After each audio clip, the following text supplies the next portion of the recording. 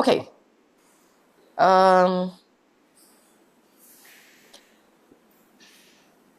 Page 1. Thank you. Now, last week we handled form, Rupa. We've always been talking about the 5 aggregates of grasping, right? We've always been talking about the 5 aggregates of grasping. And I mentioned right from the first class, the first session, that in order to steer the mind towards seeing and recognizing reality for what it is, a critical component really is have a very good, clear, complete, as much as we can, complete understanding of the aggregates, the 5 aggregates of grasping.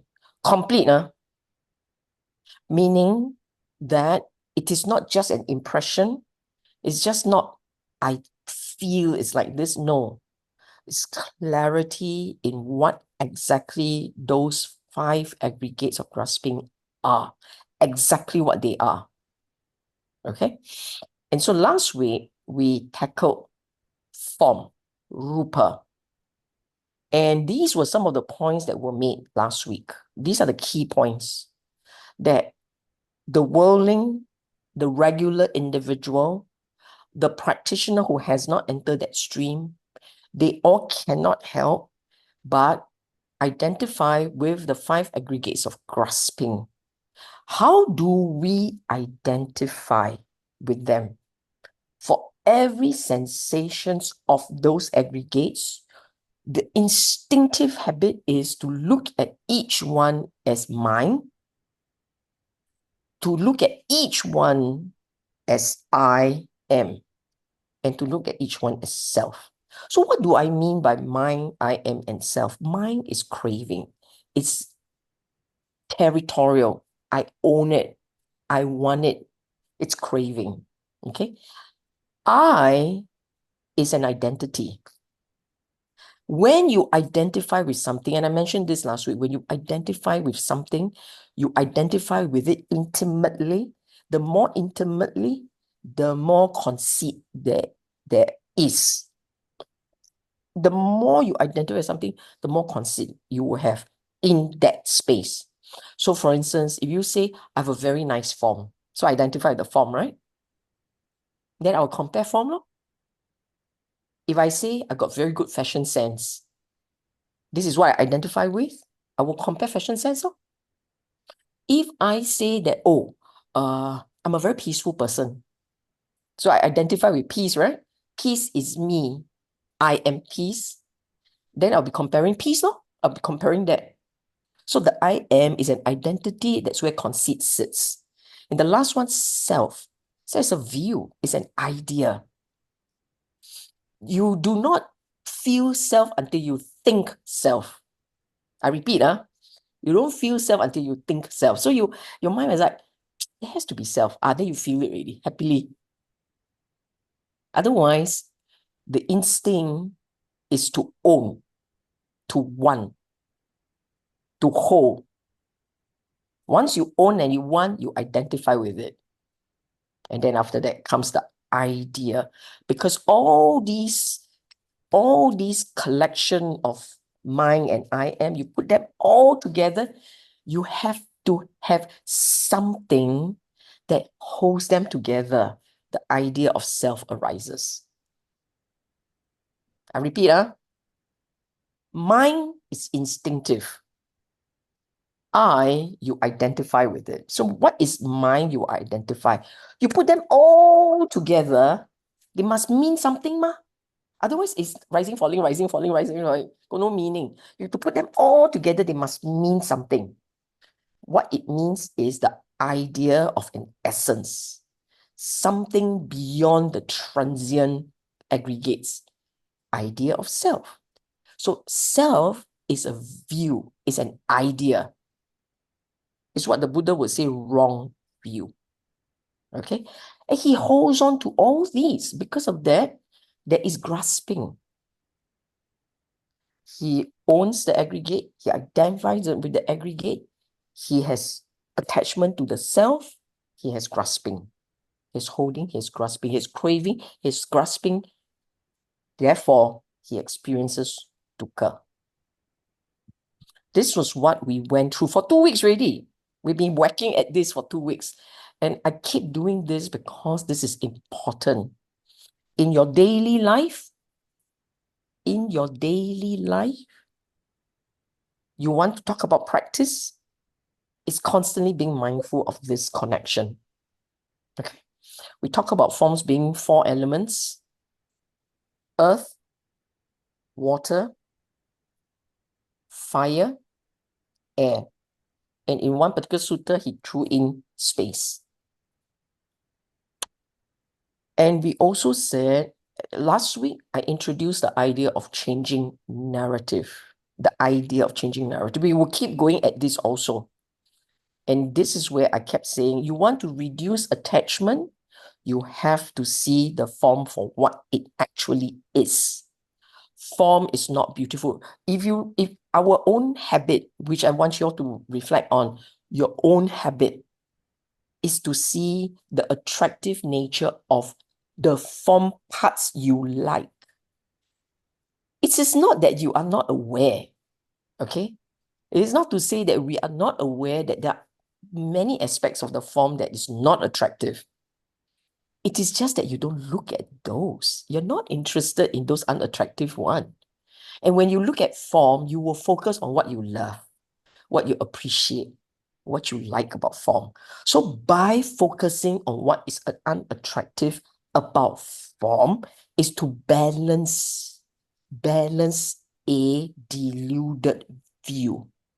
I repeat, it's not that you don't know there are unattractive parts. It's that the average person, our habit is to focus on what is attractive about form. Then why is it that we keep focusing on the attractive part of form? Because it brings pleasure. You look at attractive, it brings pleasure. You look at unattractive, pleasure dissipates, isn't it? Oh, my hair's so nice. Oh, my skin's so nice. Oh, the form of my loved one's so beautiful. You go and look at all the unattractive part. Oh, my loved one has kidney lah, liver lah, bubble lungs lah. Then suddenly the body not so nice already. I think you have pleasure. Okay, so that's the problem. Because of our attachment to pleasure, we tend to focus on attractive. So now we focus to balance our observation, balance it in reality as is.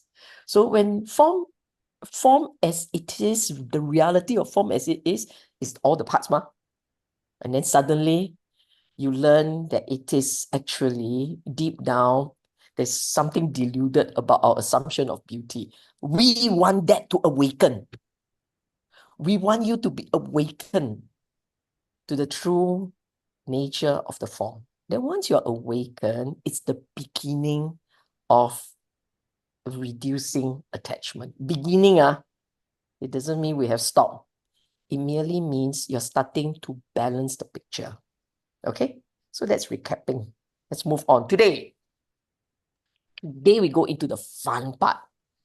We're going to look at feeling. Last year, when I conducted this class, I cannot remember. I think feeling was connected to perception, I think. Was it? Oh, form. I did it last week. Yeah. So that's why we hurried. And therefore, because we hurried so much, I feel that people don't quite internalize the aggregates properly. So this year we're taking a bit slower, okay?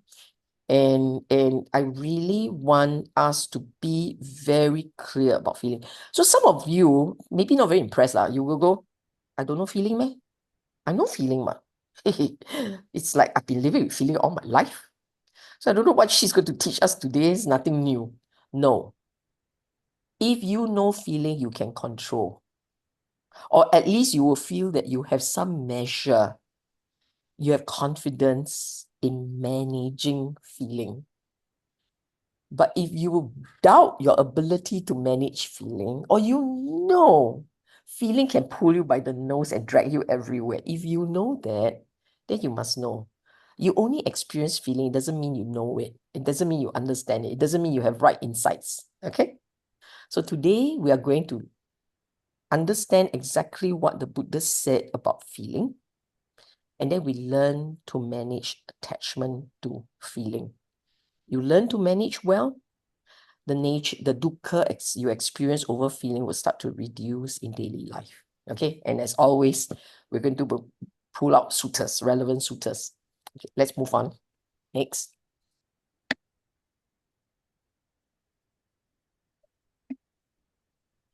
You see, this is the brilliance of the Buddha. For us, feeling, lor. I mean, what's there to explain, right? But the Buddha came out with two ways to explain it. And this is how it is tackled in the sutta. One, click. You see the word in black, those are my words. The italic words are from the sutta, okay? It's the sensation that comes about from contact. So your six sense bases, the eye coming into contact with a form. Eye and a form come into contact with consciousness, there is an experience. That contact followed by the experience, which I call sensation, that's Vedana. So from henceforth, I'm using the word Vedana. I'm not using the English word anymore. I repeat, a form with a working pair of eyes, when they come into contact, you have vision, right? The experience of vision. In every experience of vision, there will be a sensation.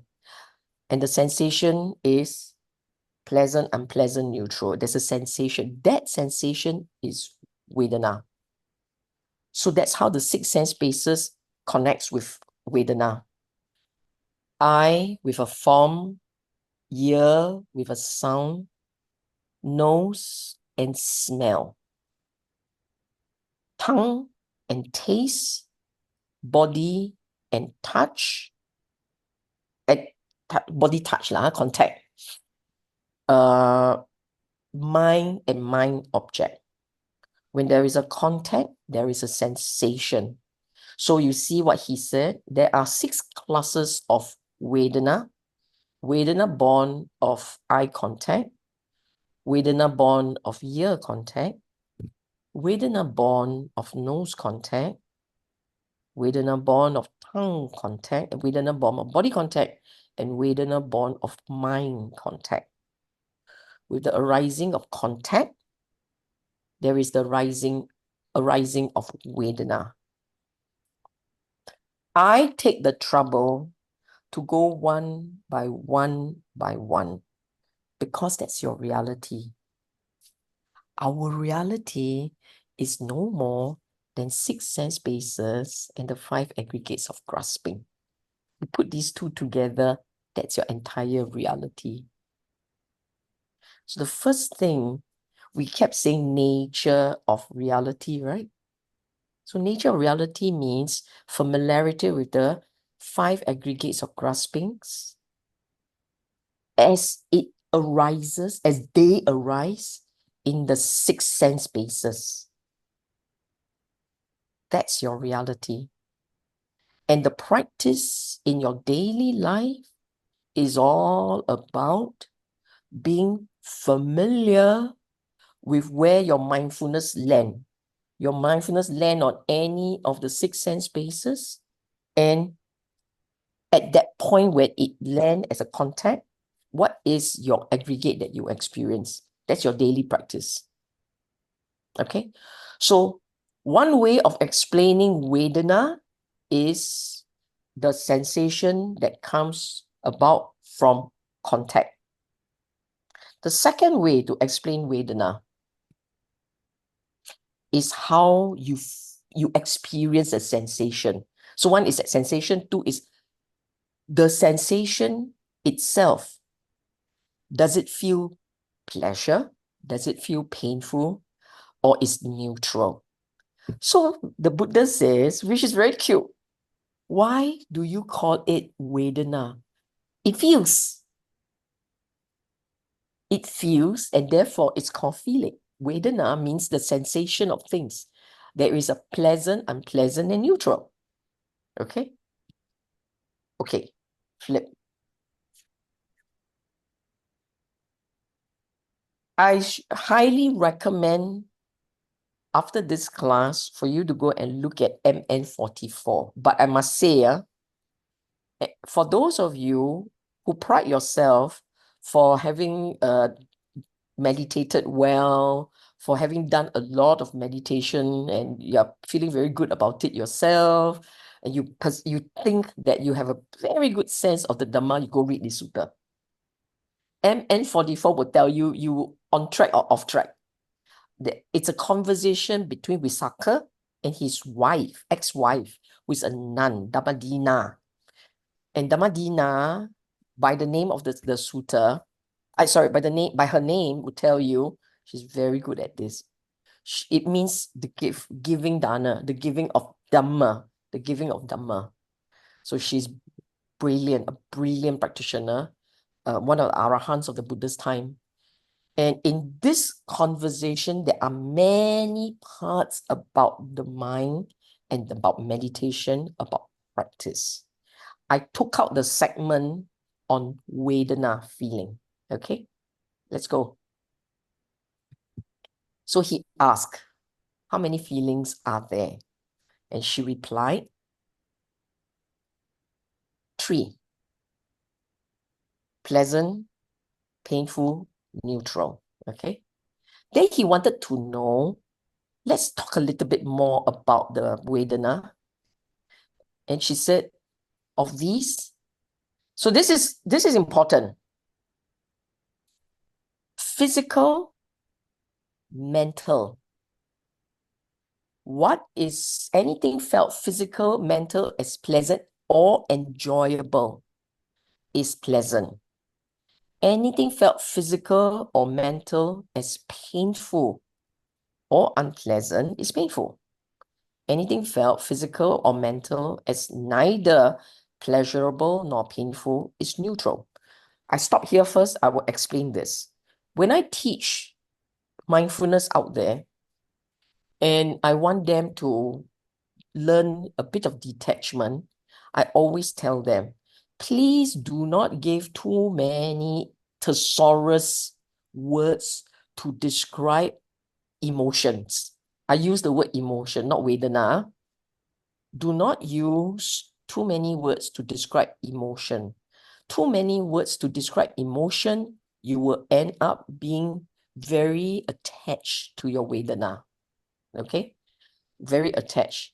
Instead, see it purely, as the Buddha puts it, 3 categories: pleasant or pleasurable, painful, unpleasant, neutral. That's all. Okay? And if you want a bit more differentiation, mind or form. That's it. Okay, flip.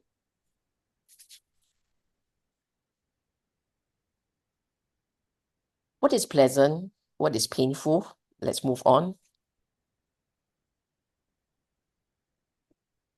Watch this, huh? Yeah, just pull out all 3. The third one. Pleasant feeling is pleasant when it's there.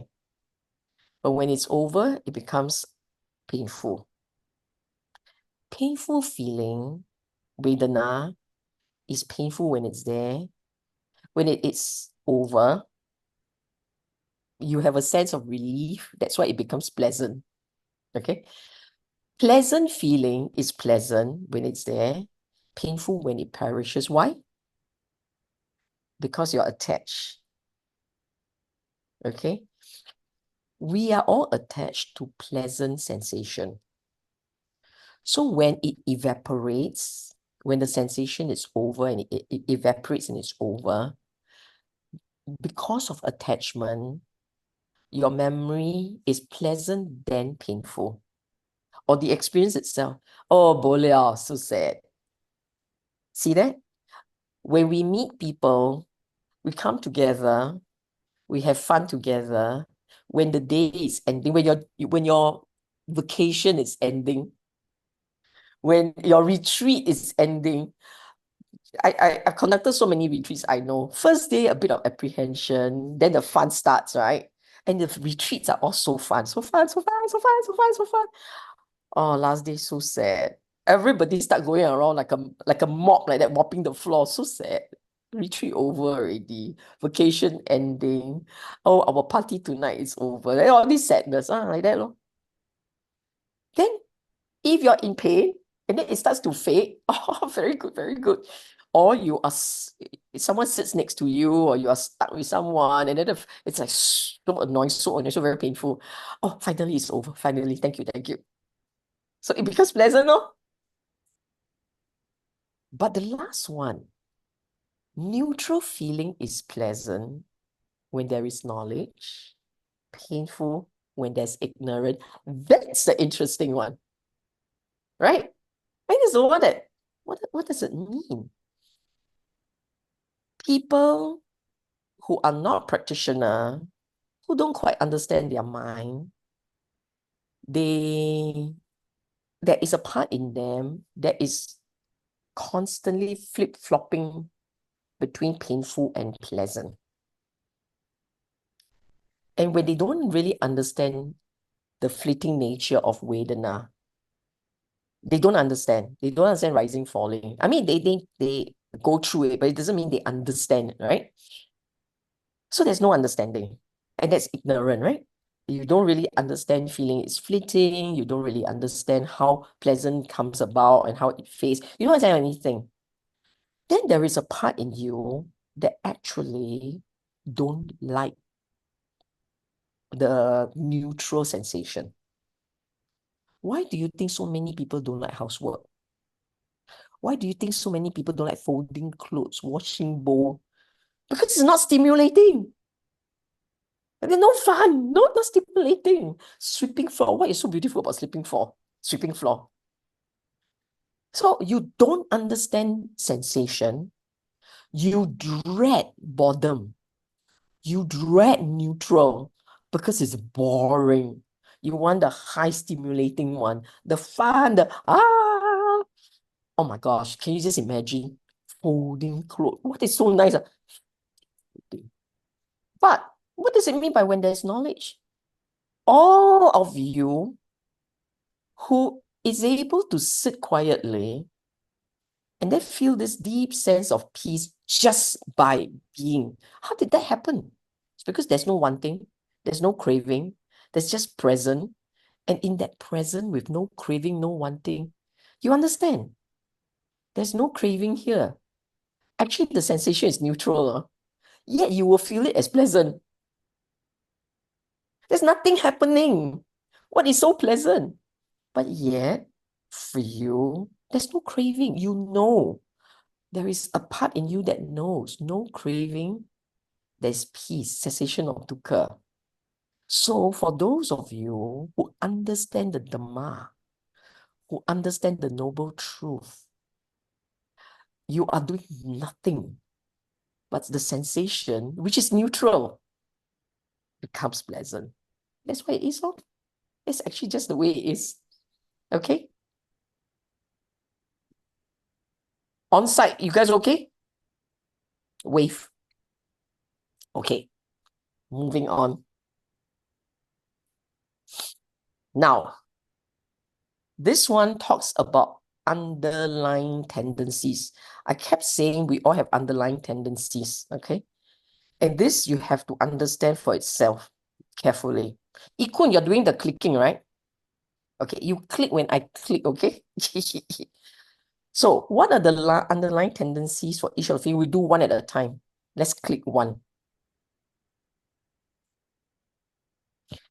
The underlying tendency for loba, or the raga nusaya.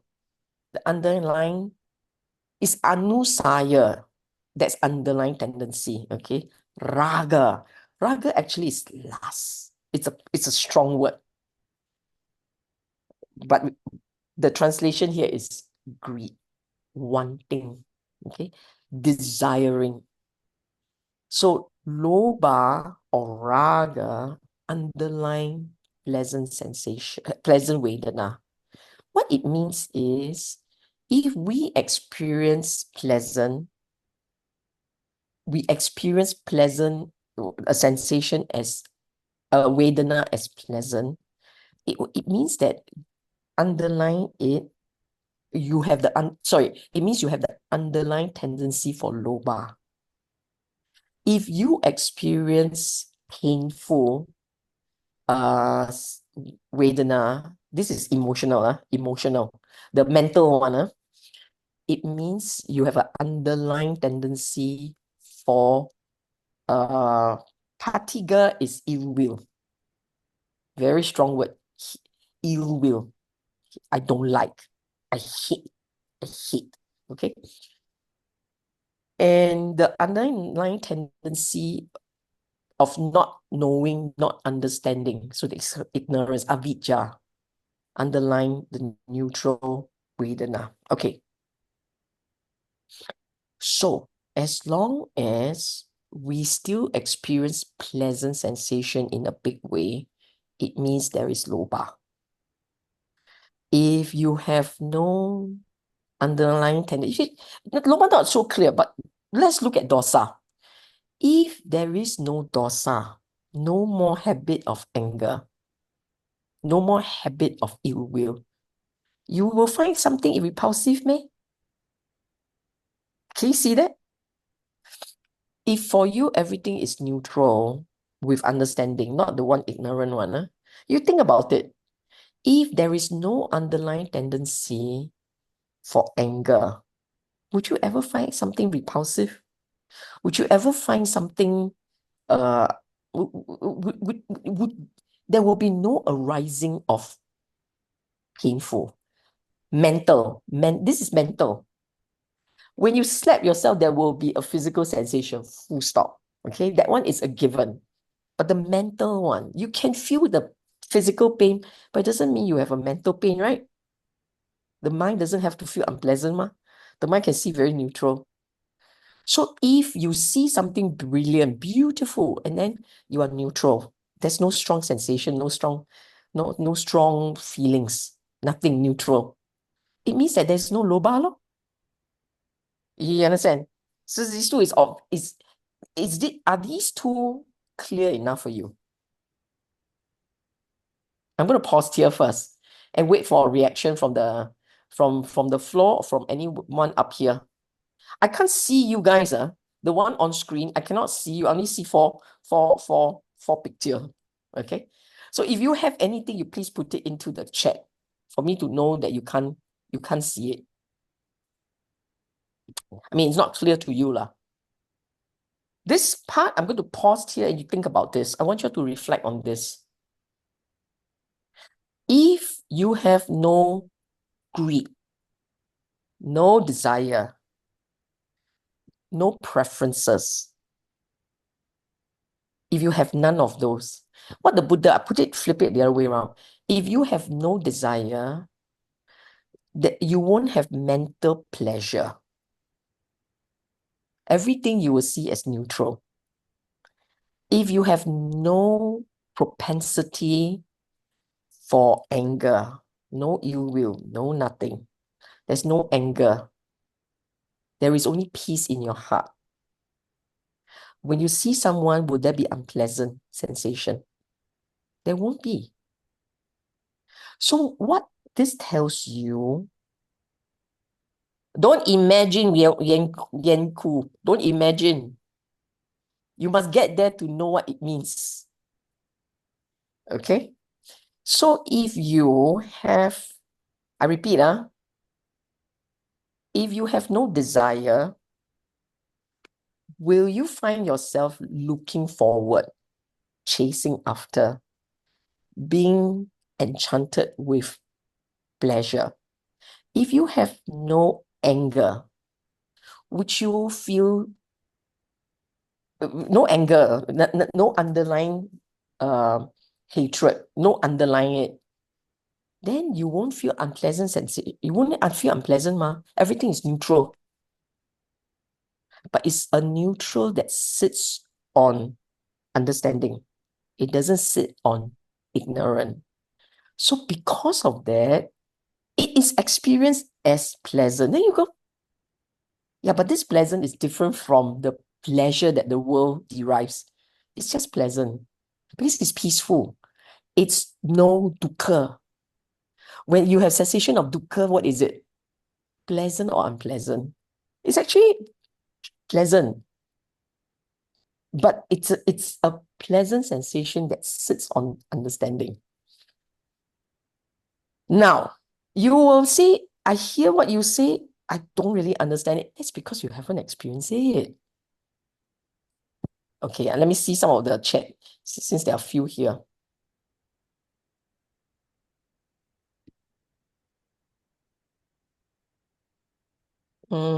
So the one that says, wouldn't it be very boring? No, there is no boring. In a state of in a state of awakening, in a state of spiritual awakening, there is no boredom. There's just joy. Is that jhana samadhi? When you are in a state of jhana or you're experiencing samadhi, you have a taste of this sensation. There will be a taste of it. There is the, oh, I see, yeah, I understand. But it is not just jhana and it is not just samadhi. Samadhi is a mental state, okay? Is this underlying Vedana linked to one's past karma? No, it's the karma now, not past. It is continuous. This is an experience now. Can you give me a minute?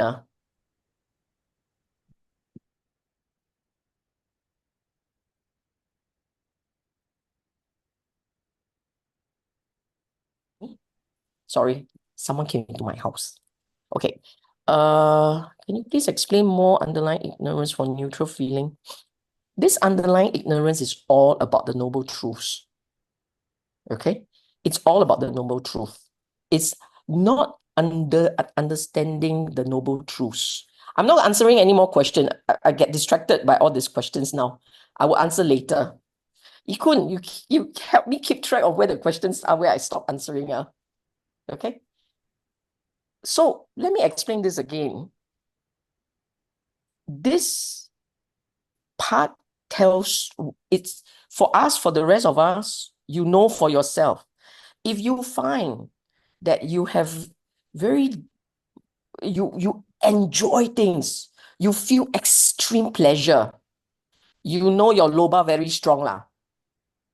If you feel very intense anger or agitation, no, it's flipped the other way. If you feel very intense, painful sensation, you know your anger and your hatred and the capacity level is very strong. That's how you tell. So for those of you who are practitioner, right, who are steady practitioner, who are actually very dedicated in your cultivation, you should find that increasingly pleasant, unpleasant gets more muted. Okay, that's how you can tell. If you're along the right track, your sense of what is pleasure and the sense of what is unpleasant, it gets more muted. Not that you don't feel it, because the underlying tendencies are there, but it gets more muted, it gets more, it gets less intense. Okay, that means you're on track. If your sense of pleasant and your sense of unpleasant and painful, it's just as intense as ever, I hate to tell you this, you're not making much headway, despite learning more, going for more courses and perceiving that you seem to understand more. Actually, not a lot of headway. So that is why, if you are on track, people will start telling you, hey, you don't get angry these days, huh? You not your temper not so bad these days, leh. But you know for yourself, your sense of unpleasant is also more muted, not very strong anymore. Okay, this is what you understand. If you begin to understand the Dhamma, if you begin to understand the Dhamma, okay, then actually it means that your neutral feeling, it's not that you don't have, you have. You get more and more. But this neutral feeling doesn't create restlessness. It is experienced as pleasant. This is the difference. Okay. If you don't really understand the Dhamma, the Noble Truths don't really make a lot of sense to you. You don't really understand how the mind works. You're still very caught up in the world out there, and you get very affected. Then your neutral feeling is the restless one. The sensation is different. It's a restless neutral feeling. Okay? Okay, let's flip on. Okay? What should be given up in regard to each of these three feelings? Moving on. So, you want to begin to grow in the Dhamma. This is actually what you should train. The underlying tendency to greed should be given up when it comes to pleasant feeling. So you have a pleasant sensation, you must watch the craving. When there is a pleasant sensation, you must watch that lobha. You must observe that lobha, the greed, with regards to pleasant sensation, and allow this greed to start to fade away. Don't hold. The same way, when you have a painful sensation, the automatic instinct is to respond to the painful sensation, the unpleasant sensation, by feeding the anger, the agitation. Again, you should pull back, watch, and let it fade. Okay? Then your ignorance, as you begin to build your understanding of the Dhamma, build understanding of your mind, then your neutral feeling will start to evolve. It will go from the restless, bored version to the peaceful, restful version. It's shifting the sensation of the neutral feeling. Okay? I repeat, just so you can remember. When you have pleasant sensation, watch the lobha, watch the greed. Okay? Pleasant sensation will automatically, the two of them work together. You have pleasant sensation, the greed will arise. When there is a greed and you gratify the greed, pleasant sensation arises.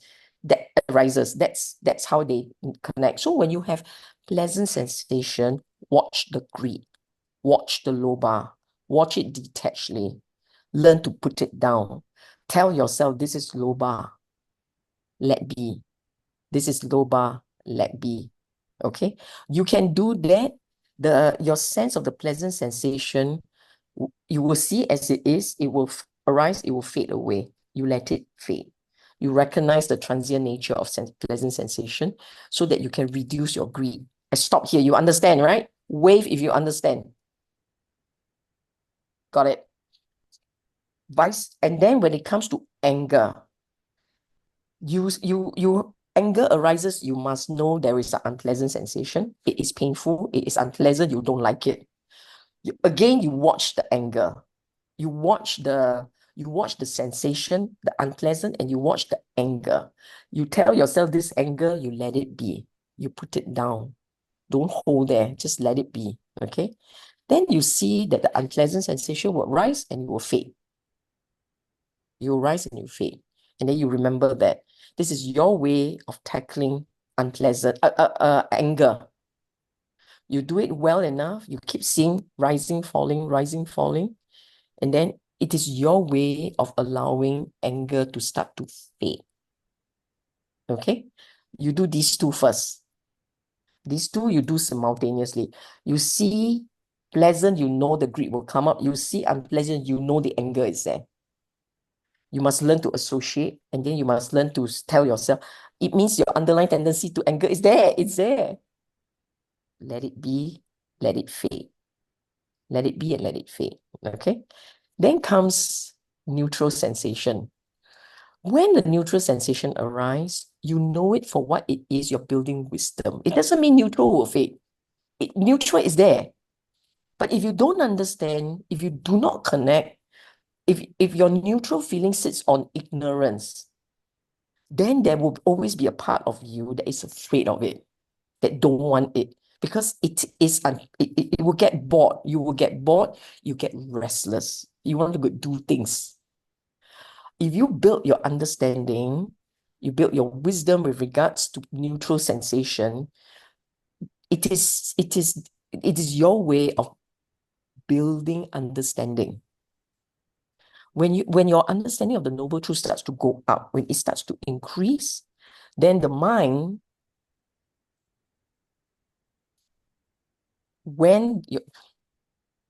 sorry, I gotta wait for someone to get out of the house first. Then I can continue talking. Okay.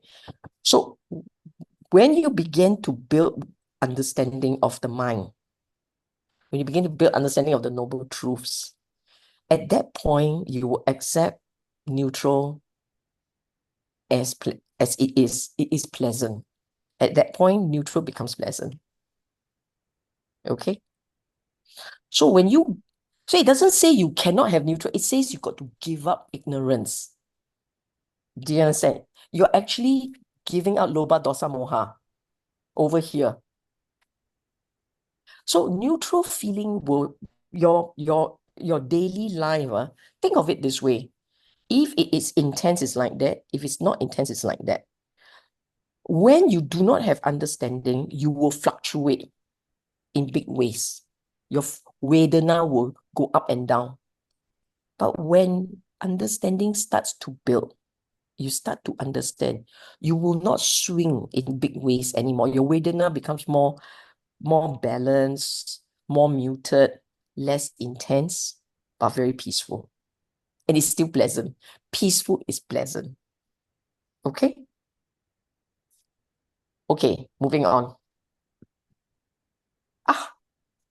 I knew there was a break coming. So what I want you all to do, this is not a pee break. This is a reflection break. So what I want you all to do here for 10 minutes, Ikun, you help me take this. For 10 minutes, the ones on site, I want you all to turn to your friends and you discuss this. The reflection, I want you all to think through what was said. Flip back, flip. So this is a reflection break. Flip it back to the previous slide. Here, I want you all to look at the words here.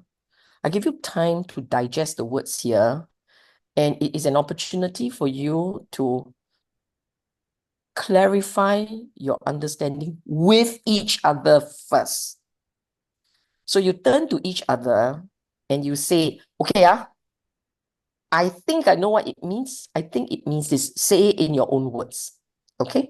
10 minutes.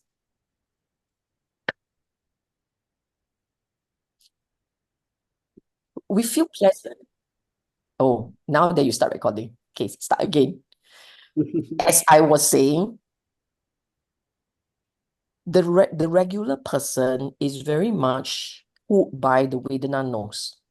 Meaning to say, you feel good, you go towards. You feel not good, you move away. The habit and the instincts are all like this. And we are very fast in behaving that way. And for most part, we can't control this. So your entire life, you are actually not managing feeling. You are controlled by feeling. You're pushed around by Vedana. You're pushed around. You are driven. You are made to do things by your Vedana. Okay? By having proper understanding and better understanding, you actually learn to manage Vedana. You're using Vedana wisely. That's the intent. and not being pushed around by Vedana. Okay. Then what does it mean by using Vedana wisely? Number one, henceforth, every time you feel pleasant sensation, you must look out for the lobha. Look out for the raga, the desire, the arising of craving, because it tells you it's there. I repeat, every time you feel pleasant sensation, so the more intense the sensation of pleasant sensation, pleasant vedana, the more intense, actually it tells you your lobha very strong. This is what it must tell you. You must be aware, okay? If the unpleasant sensation is strong and is intense, then you must also know, oh, my capacity for anger, my capacity for ill will is also very strong. You must know that. This is how you use it wisely. Okay. Then the third one, neutral sensation. That is neutral pleasant. I mean, neutral. When you don't understand the mind, neutral sensation is not desired. This is where people feel bored. People will feel agitated. People will feel restless. If you understand, you will not feel restless. If you don't understand, the restlessness will come. That's just the way our mind works. Okay. So if you find that there is, give me 1 sec. Give me 1 sec.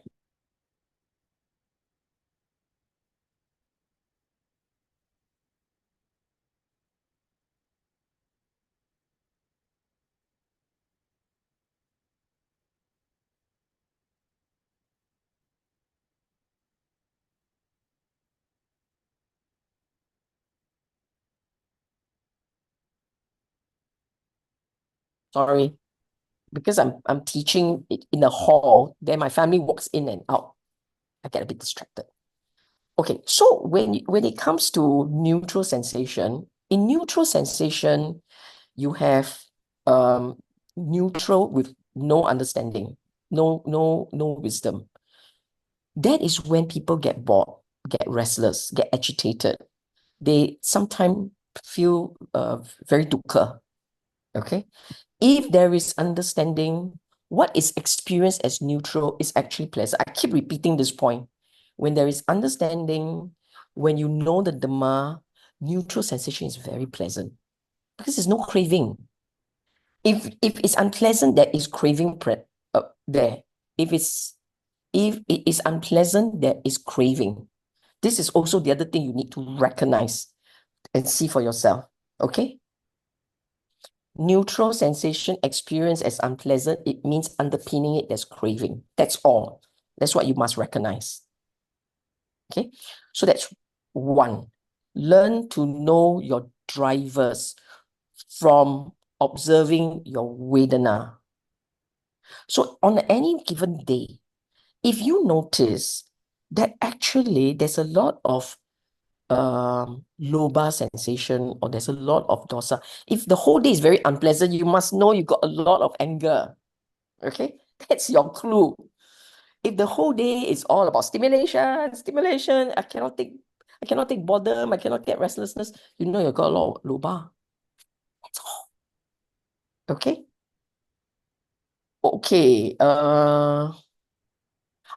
Then the second thing is, the more intense the Vedana, the stronger your Vedana, the stronger is your lobha or dosa, anger or craving.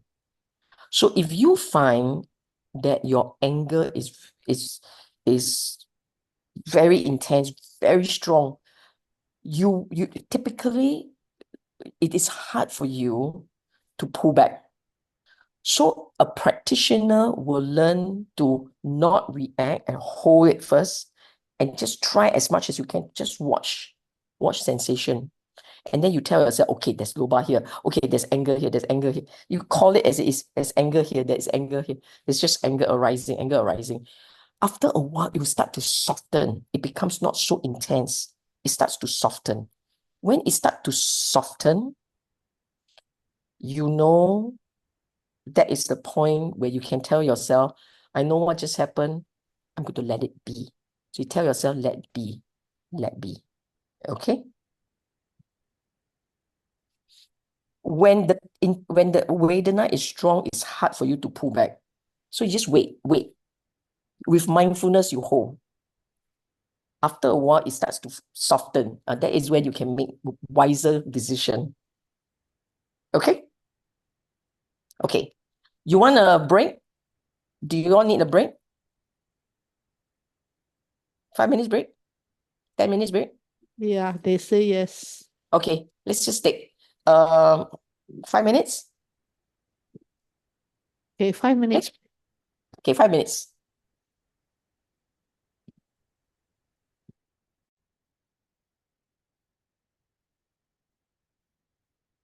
Is everyone back? Yes. Everyone's ready? Okay, you all asked a lot of questions. Later on, someone will have to read them out. Okay, let's just go with problem of Vedana. Let's flip. Now, everyone will experience the Vedanas, okay? It is not that the Aryas don't, they do also.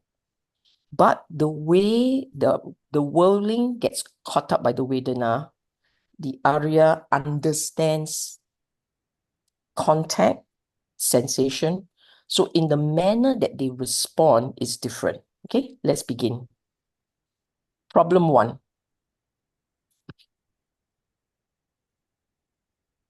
The regular mind, the regular person who do not quite understand contact, sensation, and the drivers, they tend to be overwhelmed. So you see, it says, be cool when the uninstructed putujana, worldling. Uninstructed means they have no Dhamma training. They don't understand the Dhamma. They are the regular person. Worldling means an individual who is caught up with the sense bases, caught up with the experiences of the world, and they just respond. Okay? When the uninstructed worldling is contacted, meaning contact, painful Vedana, he will sorrow, he will grieve, he will lament. Sorrow is a sensation. Grief is to mull over the sensation. Lament is to think about it, talk about it, and thereby experiencing the sensation even more. Okay? Please don't ask any more question. You're distracting the teaching. So he sorrows, he grieves, he laments. And then he will weep, beating his breast and becoming distraught. So you can see that when contacted, it's just a touch point. He experienced it. But then it goes on. He sorrow, he grieves, he laments. Can you see it getting more and more intense? So the more he think about it, the more he experiences it, the more it builds. The way that the words flow, the Buddhist choice of words, these words, it means that his emotion is getting more intense. Sorrow, grief, lament, beating his breast, becoming distraught. Okay. He feels two feelings, bodily and mental. So bodily means what you experience, like you got beaten, you got smacked. Even now, bodily, you would think that it's physical. But let's say I scold you, right? It's a bodily, it's one shot. But when my mind goes into it and it goes round it becomes two shot. It's a second dart. Okay? So you strike a man with one dart, and you strike him immediately with another dart, he will have a sensation of two darts. One with the contact, two when the mind works on it. Okay? The regular person gets emotionally overwhelmed. That's the point. That's the big. The Arya, one who understands. So he's the instructed Arya, not uninstructed. One who has understood and has understanding of the nature of the mind. He feels only one dart. Whatever got hit, that's the dart he got hit. Whether it's a physical one or a verbal one, it is still one hit. It doesn't go into the mental. Or as they progress, it gets less and less of the mental. Okay, next. Second problem. Because of ignorant is ignorant of the nature of the mind.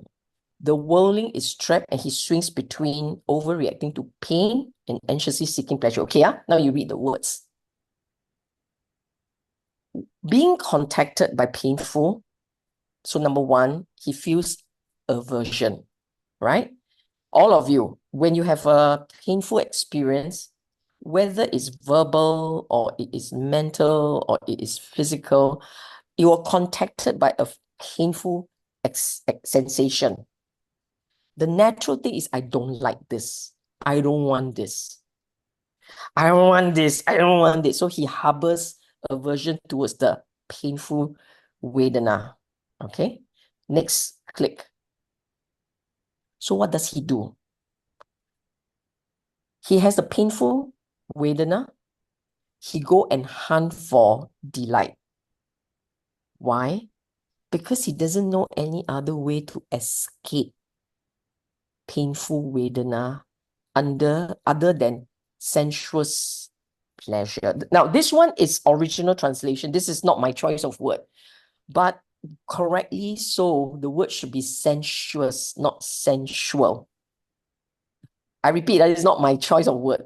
But the word should be sensuous. So sensuous is just being caught up with the sense bases. Sensual is sex. So 这个不对啊，这个不对啊. Okay? When he seeks delight in sensuous pleasure, the underlying tendency to lust for pleasant feeling lies behind it. Okay, let me explain this. You ask yourself this, let's say you're going to be separated from someone. Okay, at the airport, you go bye-bye, bye-bye, and then there is sadness, right? Sadness is unpleasant, right? Then what does the mind do? Number one, the mind says, oh, never mind, we'll meet again. Or, okay, a bit sad. You know, I'm going to bury myself in checking handphone, read my book, go find food, go find something pleasurable. Okay? People are bored. What do? Check handphone, check smart devices. People are angry. People who are angry, what do? Go and vent. People do it? Go and tell someone, go vent. Why is venting so good? Because there is a part in you that perhaps you delight in the company. Go and call attention to you, delight in the company, talk about it, feel better. I think it's the release of dopamine in the mind. I mean, in the brain, there's some release of dopamine and oxytocin. Where people, you talk about it, there's a release of oxytocin, you feel better. So essentially what this says is, typically, when someone is in a bad state, they will go and distract their mind or displace the pain or do something to make them feel better. They will go and do things to make them feel better because they only have one way: push away the pain, displace the pain, replace it with pleasure. So the typical worldling does not study the nature of Vedana. So what's the nature of Vedana, right? What's the nature? It arises, it will fade. Whatever arises, fade. It is transient, it is fleeting. He doesn't know. So what does he do? He scrambles to find a solution, a habitual solution, and the habitual solution is unhelpful habits. So you know, for yourself, you all know what's your natural way to deal with pain or unpleasant sensation. What's your natural way? Is it to hide, to dislodge, to replace, to ignore? What is it? You must know, because that's your habit. And that is your go-to solution for when you have to cope with unpleasant Vedana. Okay? Instead, what is the Dhamma way? The Dhamma way is, the Buddha's way is to look at the craving, the wanting, underpinning that Vedana. It's painful, see the arising, see the fading away. Know that you have underlying tendencies, learn to neutralize, to let go of the underlying tendencies. That's the Dhamma way. Okay? Okay. Moving on, the third problem.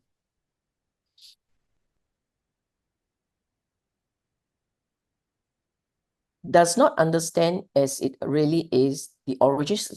Pull out the yellow part, the yellow one click. So the first thing is to see the Vedana, how it arises, how it fades away. The blue one. Usually, so what do I mean by the mind stop mulling over gratification? Okay, this is where I want you all to think of something pleasurable. Think. Nice, right? When you see something pleasurable, when you recall something pleasurable, the mind will remember the pleasure. The mind will remember the delight in enjoying that experience. That's why it says you stop mulling over gratification. But in our contemplation, you cannot stop at mulling over gratification. You must reflect on danger and you must reflect on escape. So let me explain. What is danger? It means that, so you see, example, let's say we are into midnight snack. Okay, we must go out for midnight snack. Or we must have a drink. We must have drink. I don't drink, so I'm just like, but I snack. Okay. So you have drinks. For people who drink, they will think about the pleasure that comes from the drinking. Oh, so nice. So nice. You stop there. But if you go into the danger, not just on the gratification, just go on to the danger. So when you when you think and you reflect, you don't stop at gratification. You go on to look at the danger. All this excessive drinking is going to burn my liver. It's going to cause my liver to harden. All this excessive eating is going to give me a lot of indigestion. It's going to cause me to build cholesterol. You go into reflecting on the problems associated with that indulgence. If you go on to think about the problems associated with indulgence, you may lose your appetite. And the escape is to realize that whatever sensation fades away. If you start to become less attached, you feel better. So this is really the full Dhamma. To see the gratification, it's the way it is a transient taste. It's a transient experience. But there is a danger associated with this. There's a problem there. You reflect on the problem. And then you say to yourself, actually, if I don't think about it, if I learn to, if I begin to recognize the balanced view about an experience, I learn not to get attached to the experience. That's my escape. The escape is not to be attached to the experience. Do you understand? So whenever you are dealing with a issue, this is how you look at it. The fleeting nature, what the origin, how it arises, it passes away. The fleeting nature, the mind starts to think about it. You look at gratification, but don't stop at gratification. Go into the danger, go into the escape. Actually, this one can also be used for unpleasant. Let's say there is a part of you that wants to go pick a fight. There is a perverted delight and pleasure from picking a fight. Then you ask yourself, hey, you fight already, then how? You're going to damage this relationship. So think about the damage caused to the relationship rather than think about the perverted pleasure you derive from the argument. If those people think about danger, they will not go fight on the street, okay? They will not go and quarrel with someone about cutting queue last, cutting into your path. They will not, because they're thinking about their reputation, the reputational damage. Okay. The escape means the attachment let down. You put down the attachment. So when there is no attached to an idea, there's no attached to a sensation, there's no attached to an experience, at that point, you are not trapped. So that's your escape. That's it. You let it go. It's over. Okay? So when you do all these things, this is the full works of a reflection. See the fleeting nature, see the gratification, see the danger, see the escape. And the last one more click.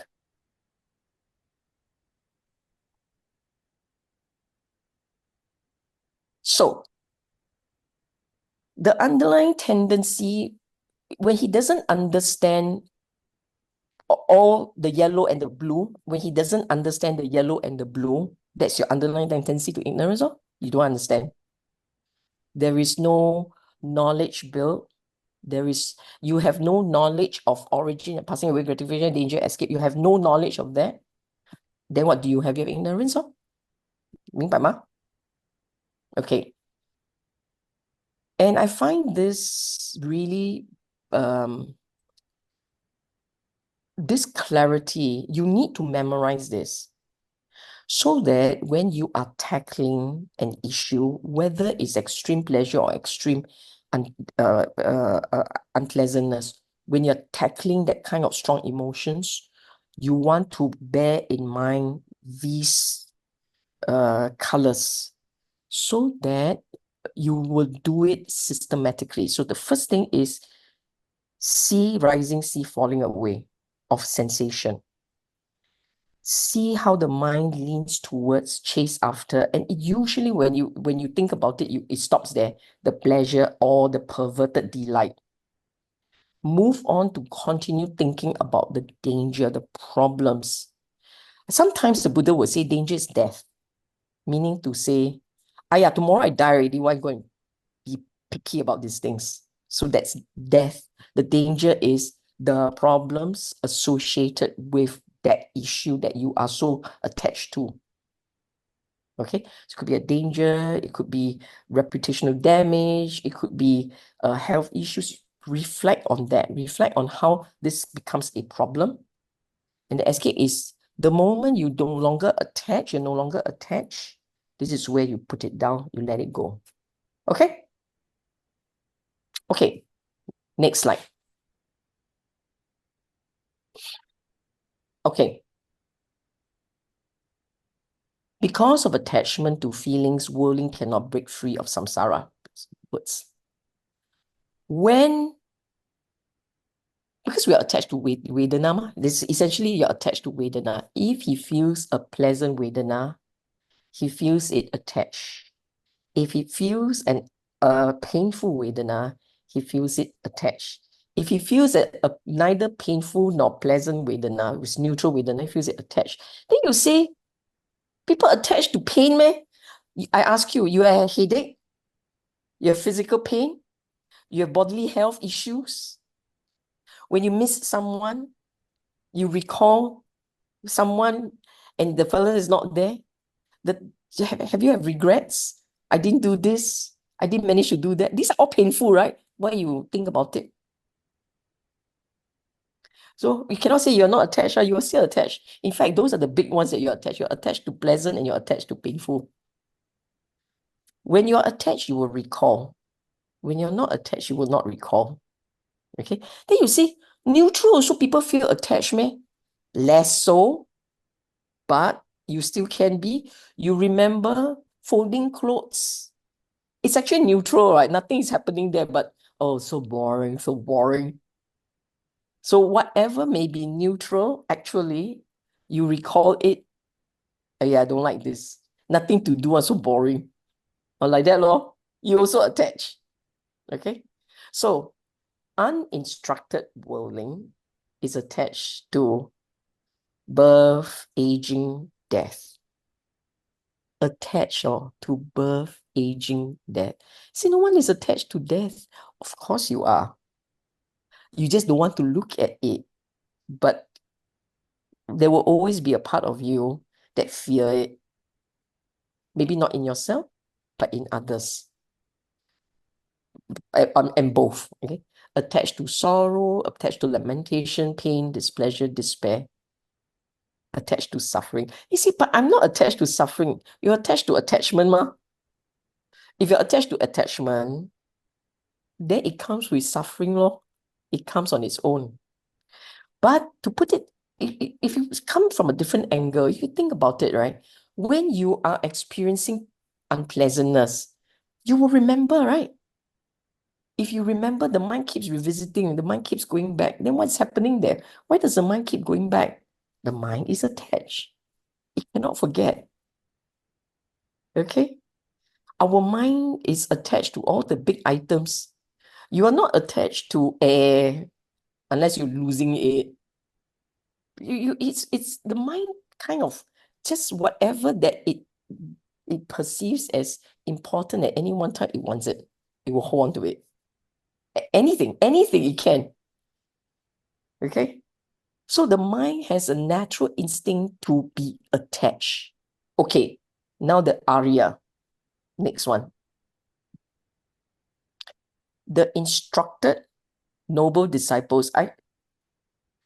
The yellow is my words, are my words. The white one is part of the sutta. Okay. The uninstructed noble disciple is detached and equanimous towards Vedana. That's my words. He does not overreact. He has no aversion. Okay. He does not have aversion to painful feeling. He does not seek distraction in sensuous. Oh, I also write wrongly. Sensuous pleasure. He knows of an escape from painful feeling other than sensual pleasure. He understands as it really is. You look at the words, origin and fading away, gratification, danger, and escape. That's knowledge. That is understanding. No moha. Understand as it really is. So you will see Vedana arising, fading away. You will observe Vedana coming up, going off. You will see it as it is. Seeing as it is means in real time. You're observing in real time the growing intensity and the diminishing of intensity as you experience it. Okay? You know the attachment you have. The gratification is the attachment that you have. And how the mind will talk about it, will perceive the pleasure or perceive the perverse delight or whatever. Okay? How the mind holds on to it, talks about it. And the danger is by your very attachment in itself, there are issues which you don't pay attention to. Now you look at the danger, look at the problems associated with the attachment. If you can do it well, you will see for yourself how the mind puts it down, how the mind let it go. The escape is recognizing that moment when the mind puts it down, when the attachment really stops. You must see it. You must recognize it. Don't ask questions. You are distracting. You will see it. You will recognize it. Okay? And you must see for yourself at that point. I repeat, when the mind puts down, no longer holds to an issue, there is a sensation there. You learn to recognize that sensation of relief. The sensation of relief, the sensation of release. Okay? Okay. Next.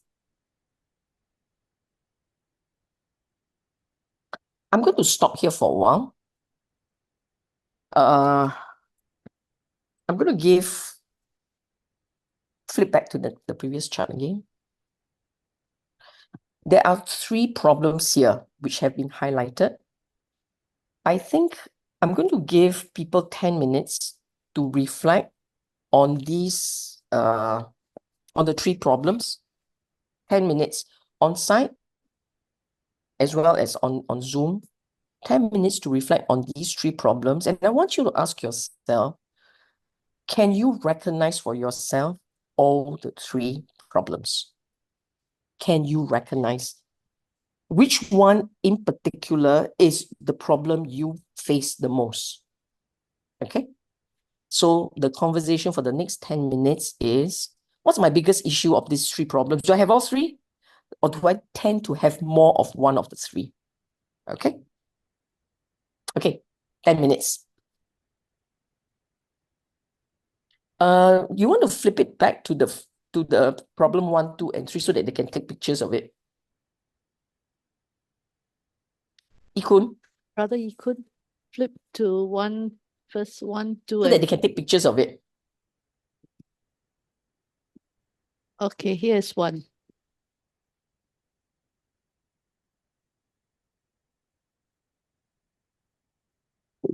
Oh, you have to stop for them to take photo for 1 first. 1, wait first. Okay, hold it there. Eileen No. will tell you when to flip. Okay, this is 1. Everyone can take photo. Wait. Don't flip first. Okay. Ikun, patient. You all finished?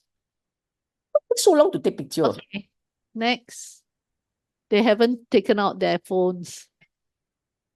Okay, next. Take. Okay, ready? Change to 3. Problem 3.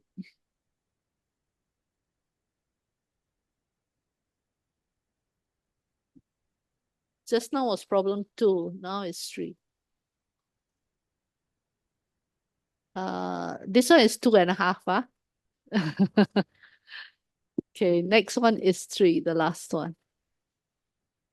Attachment to feelings, whirling cannot break free of samsara.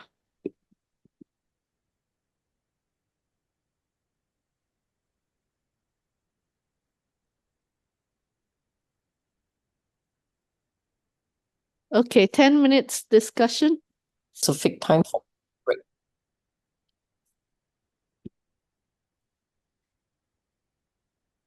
Right, I didn't set time for break. I just make everybody talk and talk. Do you want a break? Should there be a break? The break was over already, 5 minutes break. Oh, okay. Now, just now was 10-minute discussion on the 3 problems. Okay, shall we start again?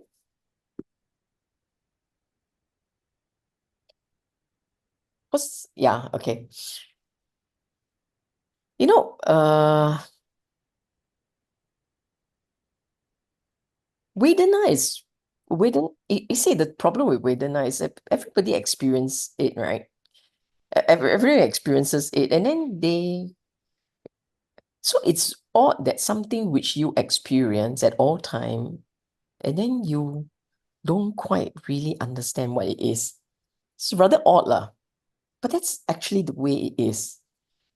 It is possible to be caught in it, to experience it, but actually don't really know how to manage it properly. Okay? And that's what the world struggles with. And it's such a powerful state that sometimes it really catches you and it causes you to be a little tripped by Vedana. Okay, now Buddha, because it's so powerful, because they're so gripping, the Buddha had actually recommended different ways, device methods to help practitioners develop detachment. You are developing detachment. You cannot stop Vedana. The moment there is a contact, there's a sensation. You cannot stop it. Okay? Just understand this. It's not, being neutral doesn't mean there isn't a sensation. It means it's neutral. It's not extreme. If you experience muted sensation, neither pleasant nor painful, then it is neutral. It doesn't mean there is no Vedana. It means it's not intense. This you must remember. Okay, first method, changing narratives. Okay, bhikkhus, pleasant feeling should be seen as painful. Painful feeling should be seen as a dat. Neither painful nor pleasant Vedana should be seen as impermanent. When a bhikkhu trains so, he is called a bhikkhu who sees rightly. He is cutting off craving, severing the fetters, breaking through conceit, making an end to dukkha. So he's cutting his craving. That's why making an end to dukkha. But let's just put that one side. This is Arya Sangha. Let's go to the front part. You see, when we look at pleasant Vedana, we tend to see as pleasant. Pleasant is pleasant. Dukkha, painful is painful. Neutral is neutral. But this is changing narratives. This is the Buddha saying, you see a pleasant sensation, see as painful. Because underlying pleasant sensation is craving, it's wanting, it's lobha. So if you look at pleasant sensation, pleasant, yes, welcome, I want, that's not helpful. So Buddha says, bhikkhu, see it as painful. Painful sensation, you cannot change that, see it as a step. A dat is a step. Just see it as a step. Don't go any further. Don't say so much. And then the neutral one, just see it as transient, come and go. Okay? Then you say, some of you may say, why can't I see pleasant sensation as impermanent? Also can. Also can. But this one more impactful, You see, you see pleasant as transient. For you, it may not be powerful enough for you to shift your narrative, you see. It's all about what works best.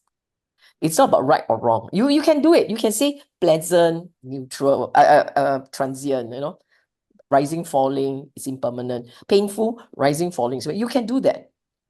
But the impact is not enough. So the Buddha is recommending you change the way you say things. So pleasant, just see as painful. Straight away, the impact is there, right? Because no one sees pleasant as painful.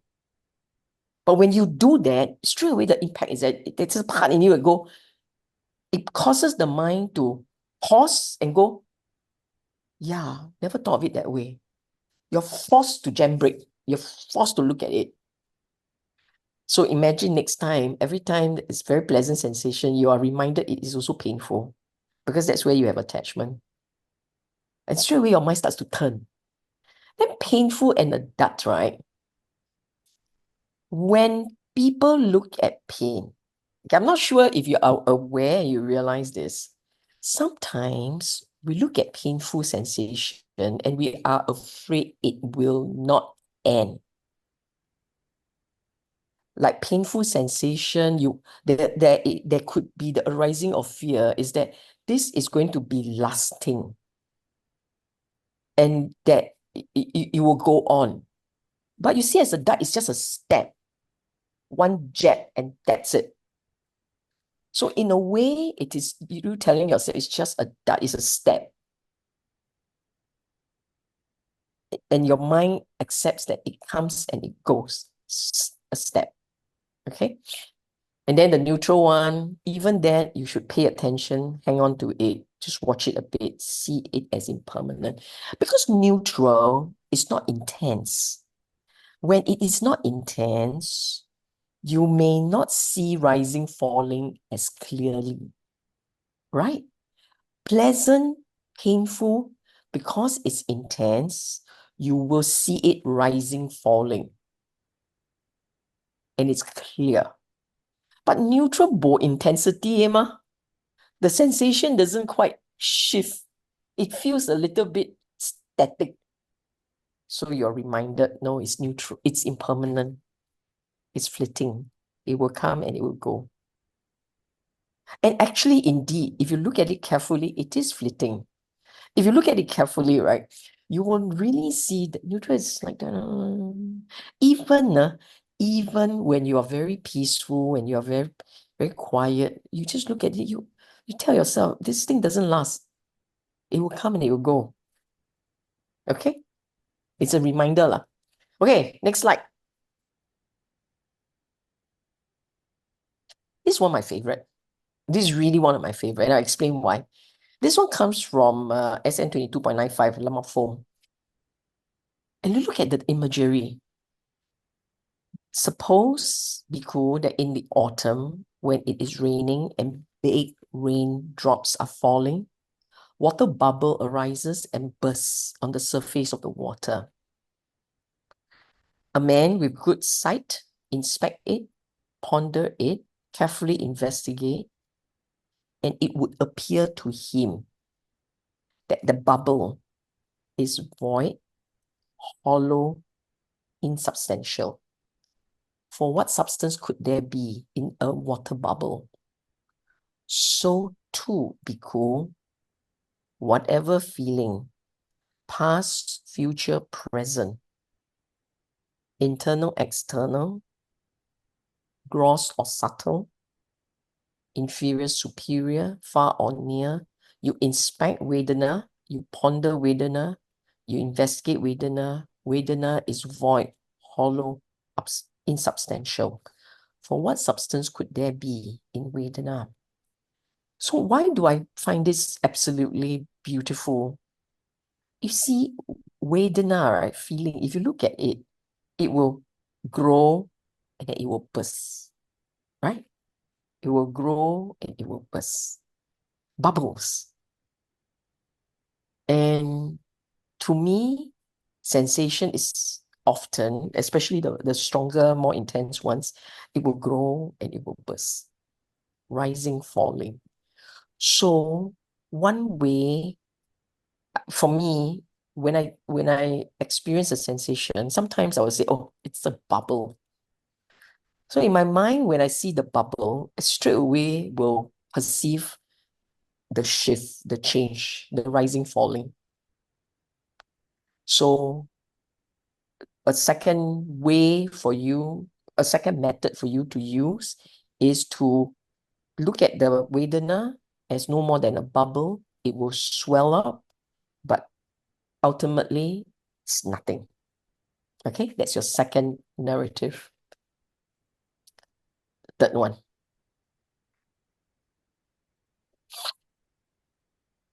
This is very cute. When one dwells contemplating gratification, remember what I said?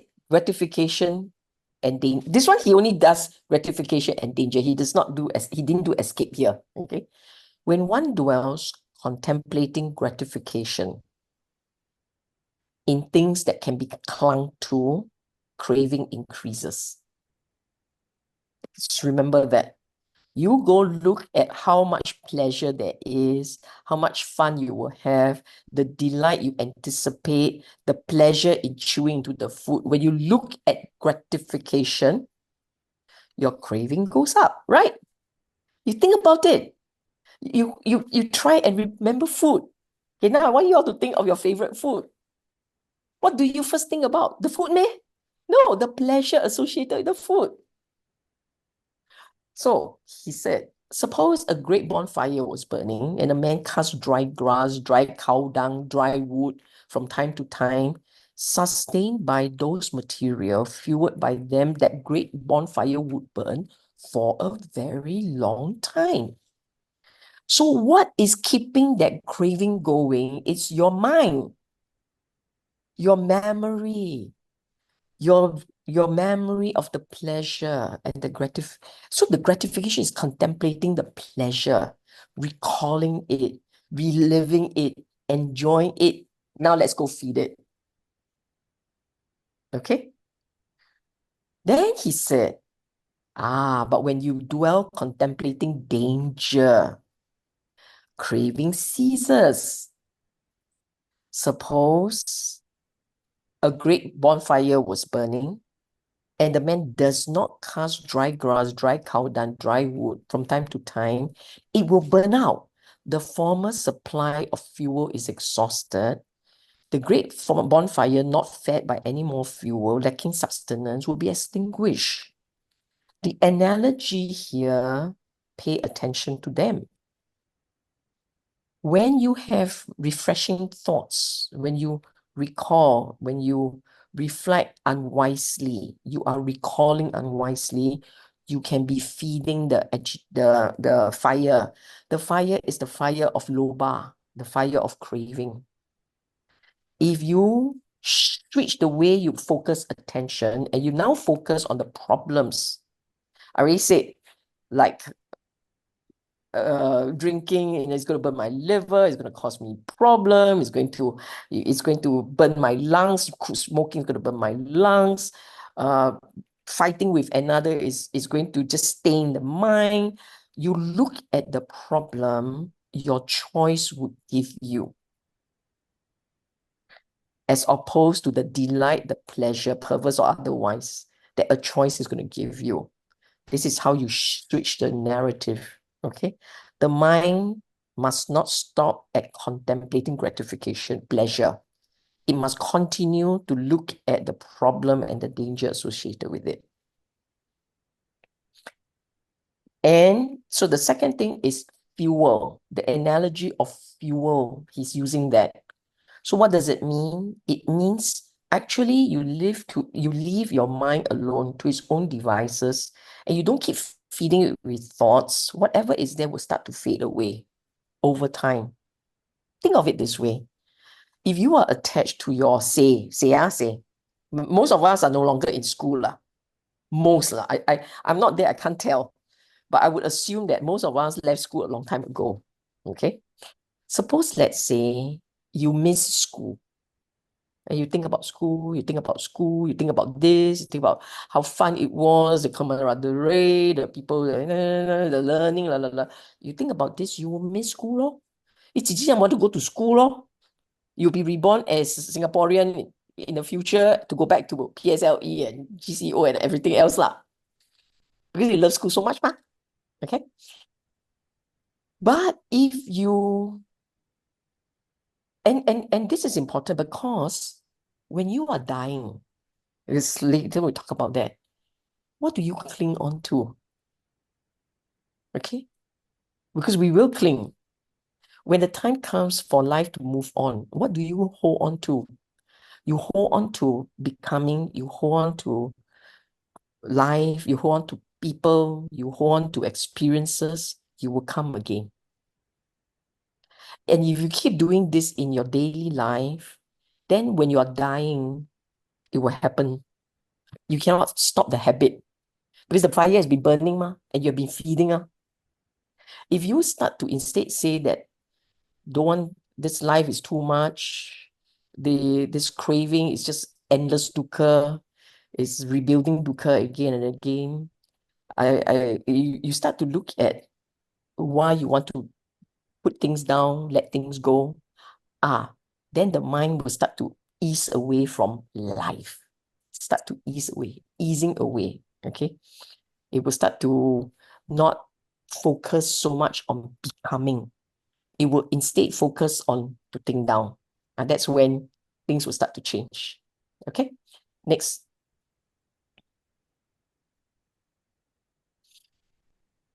See, this is what the Buddhists say we should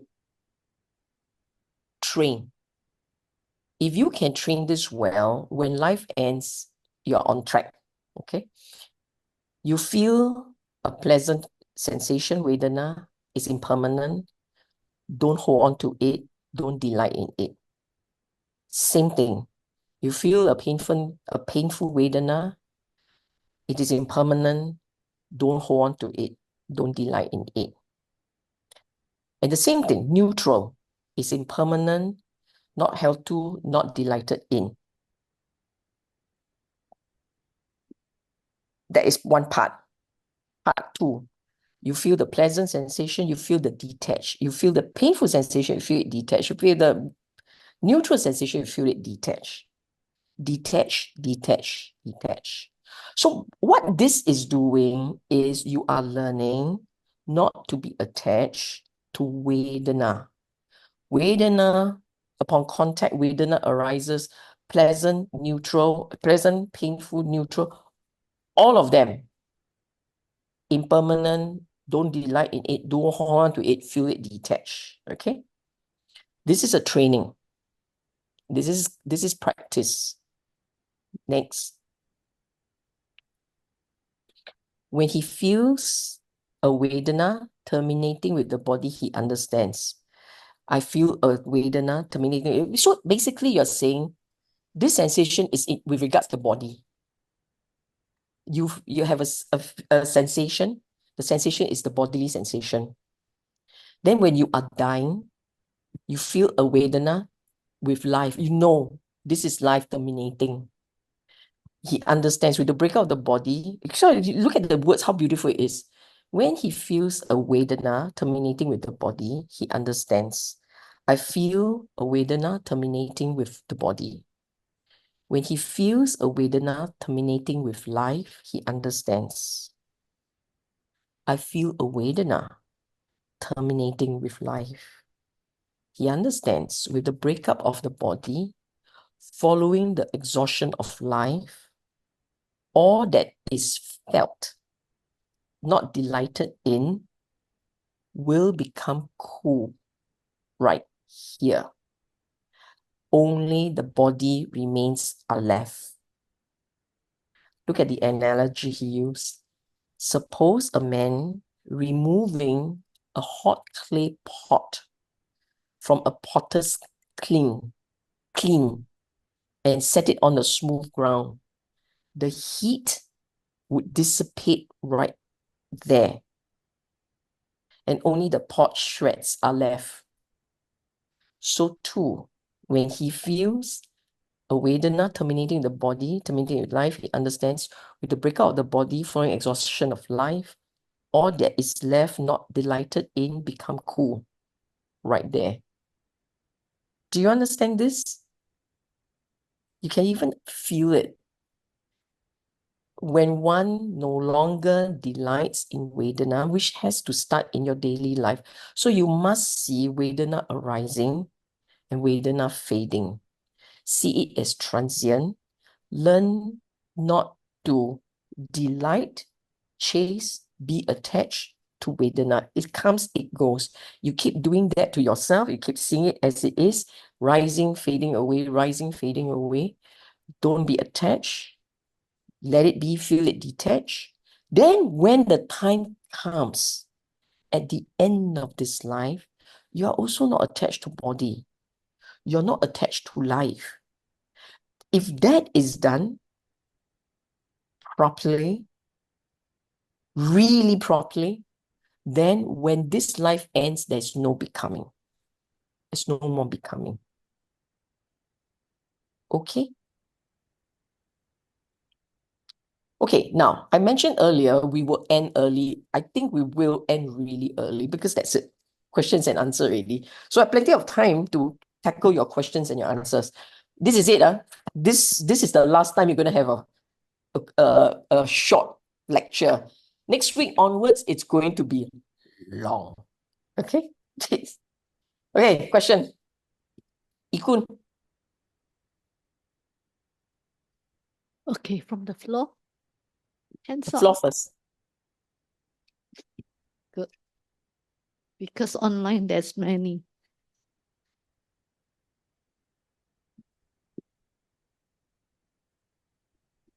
Sister, may I know what's the difference? What the differences comparing to indifferent? Based on this topic of Vedana. Indifference sits on dosa, okay? Indifference does not sit on wisdom. So for a regular mind, how can we differentiate ourselves whether we're doing correctly or just purely indifference? How can we make sure that we don't fall into indifference? When you Okay. have a sensation that is neutral, indifference sits on I don't care. It doesn't sit, and it sits on ignorance. I use the word indifference in that way. When you say the word indifference for me, it actually means I don't care. And there is a self-absorbed nature there. Okay. Upeka, equanimity, is there is care. There is upeka sits on wisdom, sits on understanding. So there is understanding, there is wisdom, and it always has metta and karuna. Okay? And it's a pleasant sensation. Upeka, even though it's neutral, but because of its very nature, with wisdom and understanding and compassion for all, you actually have a pleasant sensation in upeka. Okay? So let's go back to indifference. What you guys are all so cheerful because you're seeing yourself, is it? I know, right? So happy. Where was that? Indifference. In indifference, there is earlier on I said that it actually sits on dosa.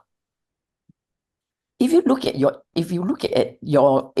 indifference properly, it really basically means I really don't bother about what's happening to you. I don't really care about the world. What is that? Love 啊？不是吗？ You're actually attached to yourself, and it's a self-protection mechanism. Okay? Even though technically the sensation is neither pleasant nor unpleasant, superficially, if you look a little bit harder, actually it's unpleasant. The difference is not a pleasant sensation. Okay? Does that answer your question? Okay. Yes. So the from what I understand is you meant is must go with wisdom. And how do I know it go with wisdom is I must have the pleasant sensation and have the understanding why that so-called neutral feeling occur. Yes, you must know. Actually, it's Based on wanting. laziness, don't want to make choices. That one is nothing to do with. You see, I find it sometimes hard to explain because whatever that I say goes into a filter that you have, and your filter may not fully understand what I mean. Okay, so do clarify. Okay, neutral sensation is hard to understand fully because people don't usually pay close attention to it.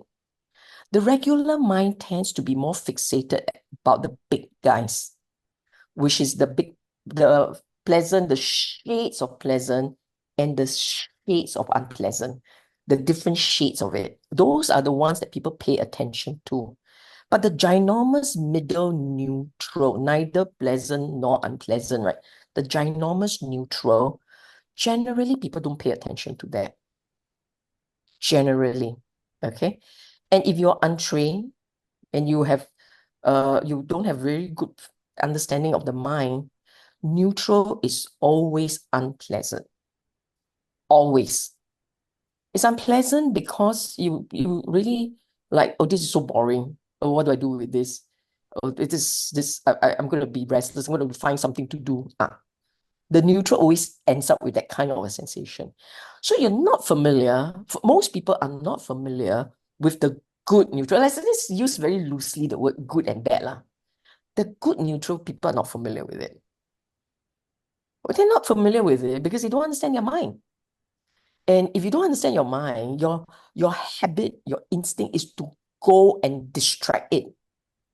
Whereas when you begin to understand your mind, you then begin to appreciate that there is this state which has no craving, no wanting. It's neutral. It's neutral in a good way because that neutral sits on contentment. That neutral sits on no wanting. It's happy being, just being. So because it is happy just being, it is contented, it is peaceful, then that pleasant neutral actually is cessation of dukkha, cessation of craving. Most people don't realize the craving, the very subtle craving that lurks in the mind. Most people are not aware of that. Only a practitioner who has begun to look at the mind closely will begin to see it. Then you may say, yeah, but then if sometimes you're not a practitioner, but you can spot it. It is possible to be in a state where you are content, not having one thing. Yes, it is. But I dare say this is probably a practice from a different time. So all of you practice very hard, very hard, very hard, very hard, right? Then you die. Then you got born again. But this time you're not in a Buddhist space. Okay? You born again in Eskimo land. Oh, you're so content with the whiteness of the space, the ice there. Oh, you're so content. Don't know why, but you're so content. It's a practice from a different time, no?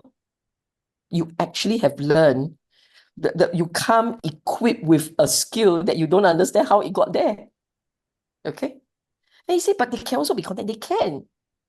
But once they lose it, they may not be able to find it back without training. Once you lose it.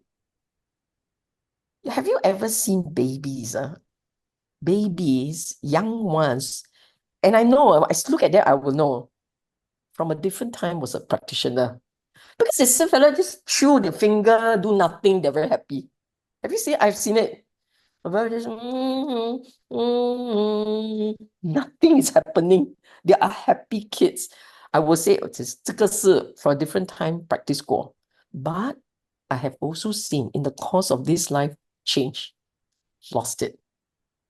The baby that came practice lost it because it got caught up in the world. So no knowledge, no understanding, you can lose it. Okay? Okay.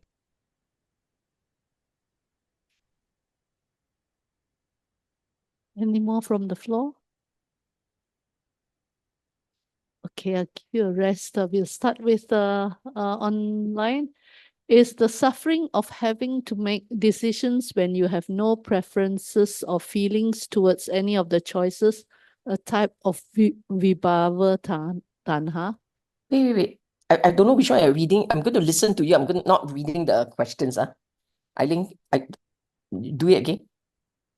Is the suffering of having to make decisions when you have no preferences or feelings towards any of the choices a type of vibhava tanha?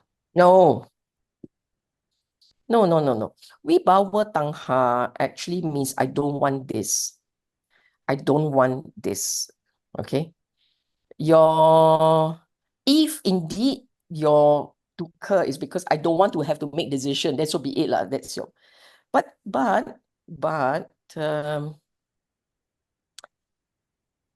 you have to learn to recognize all the different shades of craving lah. As long as there is a shade of unpleasant sensation, you must know there's a wanting somewhere. Okay? You don't have to give it a name. It is not important. What is important is recognize that there is a craving present. Then you must ask yourself, this craving, the wanting, can I just leave it? Can I put it down? Can I let it rest? Can I let it rest? Am I able to put it down? If I can let it rest and put it down, straight away you will feel better. Straight away. Okay? Thank you, Cecilia. Next, when we say watch the greed or repulsion, what is it that we are watching actually? The greed. Is it feeling or perception? Is it any of the 5 aggregates? Of course, it's the aggregates. Recognizing it is perception. So you're watching don't worry about which aggregate. It is perception, okay? But don't worry about that. You just watch loba as loba, dosa. So I don't want you to get too, is this loba, is this dosa? This is not the time. That one next week. You just know when you have craving. If it is pleasant sensation, you know you have lust, loba. If it is unpleasant sensation, it is negative, you know that is dosa. There is anger, there is ill will. Pleasant sensation, you will have loba, desires, wanting. Unpleasant sensation, you have anger, agitation, which is dosa, okay, ill will. Just know these two well. Recognize them well. It is perception. Vedana is the sensation. So you see something unpleasant, you know. If you have a sensation unpleasant, there is a craving. It is also related to dosa. Okay.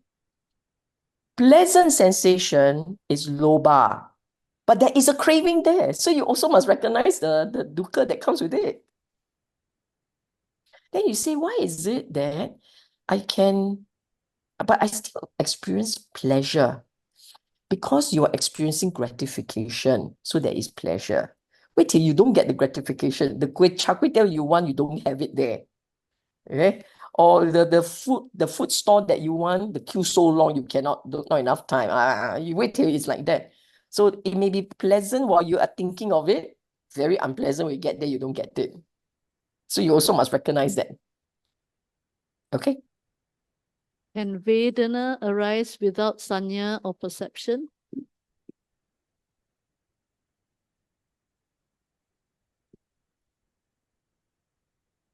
Bodily can, mental cannot. Bodily can, meaning I touch fire, boom, pain. I don't know what just hit me. Or at least the sanya is, I don't know what hit me. But mental cannot, not possible. You tell me, you see something, mental means you must recognize, right? Sanya is a recognition. You can hear a voice, you can see something. There is a subconscious that recognizes and associate. It is likely to be there. The conscious mind may not nail down so accurately, but the subconscious already knows. Is it subconscious?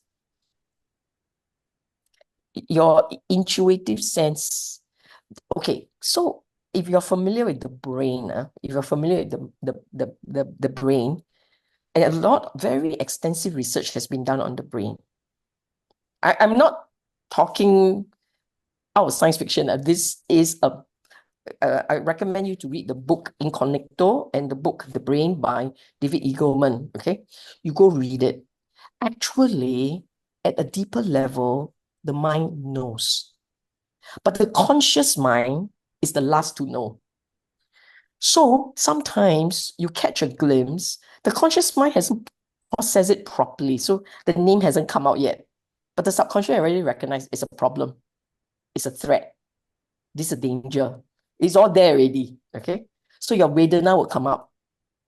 Upon contact, recognition, and sensation. The recognition and sensation are conjoined. They will come out together very fast. But you will pay attention to one at a time because your mind can only do one at a time. It doesn't mean it's not there. It means you only realize one at a time. Sometimes you recognize the Vedana first, sometimes you recognize the Sanya first, but they are both there. Okay, mental one, they're like that. Okay. Thank you, Sylvia. Please explain again the underlying tendency to ignorance should be given up when it comes to neutral feeling. Thank you. What does it mean? Whoever asked that question. I think they want to know how. No, look, you're online, right? I'm online with you. Just answer the question directly. What do you mean? Sky. I think Sky, would you like to unmute and answer?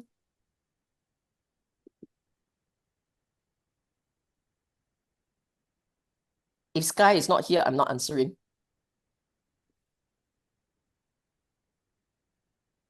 Try not that. Yeah. Sister Sylvia, I think I understand already. It's okay. Thank you. Because you were explaining later on and then I caught it. But I didn't understand your question. Oh, this is part of your what should be given up in regard to each of these three I see. feelings. So this is the last one that says the underlying tendency to ignorance should be given up when it comes to neutral feeling. The first two about the tendency to give up, that one is okay. The pleasant feeling and the repulsion, that one is okay. It's only the third one that I couldn't get at first, but now I understand already. Thank you. Okay, Thank right. you. Thank you. Next, in the workplace, I receive comments such as, "You are being too kind, naive, and innocent." What is your comment on that? When people say you're being too kind, you don't know whether it's a compliment or insult, right? Is there such a thing as being too kind? Now, I used to say this, and I still believe that. I used to say that I would rather live in a fool's paradise than a cynic hell. Have you heard me? Have you heard this before? I used to say I would rather live in a fool's paradise than a cynic hell. The cynic's hell. Okay. Let me explain the statement. It sounds a bit odd, but let me explain the statement. Reality is as you perceive. Agree? Reality is as you perceive. Is it really reality? You don't really know. You never really know. When you have a conversation with another, the fella says something, you hear, you have a perception. In your reality, he means that. You say something, he hears, she has a perception. In his reality, you say that. But is it reality? Or is just perceived? You don't know. And life will be a bit too troublesome, too much. If you keep saying, do you mean this? What do you mean? Can you explain again? It will be too cumbersome. So we kind of just live life with our perception and our takeaway. Agree?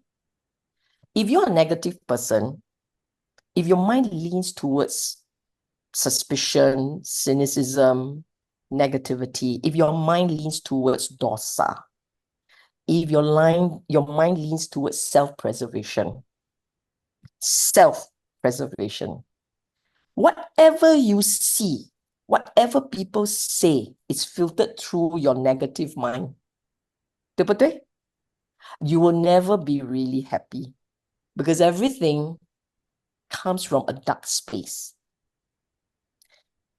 In contrast, if you're very positive, you are the sort that likes to believe the best of people.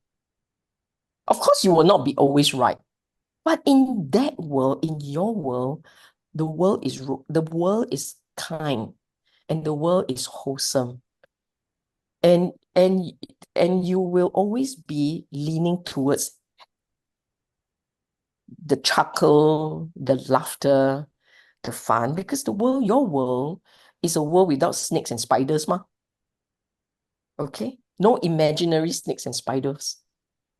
And you may say, but that's a fool's paradise. But in this paradise, you are happy. And when the time comes for you to move on, you move on happy. Whereas the other fella, he's going to be ending his day saying, what an awful world this is. Everyone is so bad. He sees snakes and spiders everywhere. Okay? Those are the two extremes. The fool's paradise and the cynic's hell. Which one would you rather be in? It is your choice. Now, we'll all be somewhere in the balance between the two extremes. But it's the individual's narratives and the individual's lenses that leads you to lean towards one or the other. But this is your choice. And it's not static. As you learn the Dhamma, as you understand the Dhamma, your world, your perception will start to shift. You will lean towards the wholesome. Now you are in not the fool's paradise, but the paradise of the Dhamma.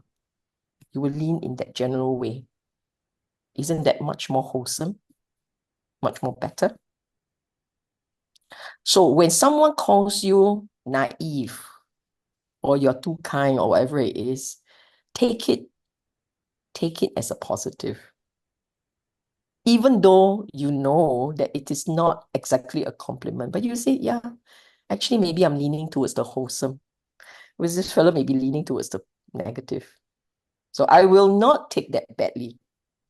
Okay? Okay. Thank you, Sis Sylvia. Neutral sensation is pleasant. Is the pleasant feeling equivalent to contentment? Sorry? Neutral I sensation. think when you say neutral sensation is pleasant. When sorry, neutral sensation is pleasant and Is the pleasant feeling equivalent to contentment? yes, tends to be. Another Whoever question. asked that question, you understand. Yeah. Somebody want to add on here? Different question. Can I finish on the neutral because there's another one on the sensation as well. Why for the neutral feeling, knowledge will turn restlessness to pleasant? Can please elaborate a bit more? It's not knowledge. It's understanding of the mind. When there is understanding, and that the earlier on the question about contentment, that's correct. When there is understanding, there is acceptance, there is contentment. And because of that, your neutral feeling, your neutral sensation, Vedana, is experienced as pleasant. When you have right understanding, the mind leans towards acceptance. With acceptance, so I'm choosing my words carefully. Acceptance does contentment. It doesn't jump directly because you accept. And you accept, then you say it's okay. That's why contentment comes in. It doesn't necessarily jump from understanding to contentment. It can, but it may not. It depends. But with right understanding will lead to acceptance. Accept things as they are. So the acceptance will lead to dropping of the craving. So that's why contentment. That's why pleasant. It becomes pleasant. Okay. Is it possible to have right understanding and no acceptance? No. I don't know what kind of right understanding you have, but it's not right by my book. Right understanding must mean letting go one. Automatic. Can I have right understanding without letting go? No, you cannot. Right understanding comes with letting go. Okay? If you hold on, see, no right thought, right? Wrong thought. Wrong thought comes from wrong understanding, ma. What is your problem? Okay? Very easy one. Another question on neutral sensation. If neutral sensation is just follow and abide without any pleasant or unpleasant feeling, is this considered as neutral with wisdom or neutral with ignorance? No. Sensation arises, Vedana is conditional arising. You don't will these things one. Vedana is conditional arising. With wisdom, your neutral Vedana is experienced pleasant. With ignorance, your neutral Vedana is unpleasant. These are conditional arising. You don't think so hard. It's not for you to will yourself into pleasant right understanding. 不是这样的. Okay? You have understanding. Your neutral sensation is pleasant. You have no understanding. Your neutral sensation is unpleasant. It's just like that. That you cannot will, you cannot choose. Okay? Does that answer the question? Okay. From the floor? Okay. Hi, Sister Sylvia. Sorry, question. Hope you are well. Yeah. You're so sweet. You're the first one to say that, leh. yeah, good karma, really good. Okay, going back to SN 36.5 should be seen. So I have some resistance towards the viewing pleasant and feelings as painful, because I thought the idea is to see things as they are. So like if you have a pleasant sensation, shouldn't you recognize it as pleasant rather than to sort of change the With narrative? wisdom, Yeah. with wisdom, you will recognize it as painful. It's a reminder. You are not deliberately, I implied that it's deliberate. It's part of the changing narrative. But in a way, it is also not deliberate. Because if you see it properly, you will begin, over time, you begin to realize that pleasant sensation actually embedded there is craving. Because embedded there is craving, invariably it is painful. It's a reminder of the reality as it is. It is not changing artificially. Okay, it's a reminder of reality as is. I repeat, when there is a pleasant sensation, even though in real time it is experienced as pleasant, but it will feed craving, right? If it feeds craving, actually invariably pleasant becomes painful. So it is not wrong. The Buddha was reminding his practitioner monks that whatever you feel as pleasant, please remember it is painful because of, I repeat, the underpinning craving. So you remind yourself, don't be caught up, don't be all enchanted with the pleasant sensation. You must remind yourself of the pain that comes with it. So Okay? is it it's not so much about the sensation itself, which is pleasant, but our attitudes that come along with the sensation? Is that correct? Correct. Even if we recognize that it's pleasant, and if we do not sort the subtle craving or attitude towards further pleasure, then Correct. in the future it may lead to situations. Not future, right here and now. Oh, okay. Because right here and now, it feeds your craving, Right. It feeds your attachment right here and now. And so right here and now, it becomes the source of your pain.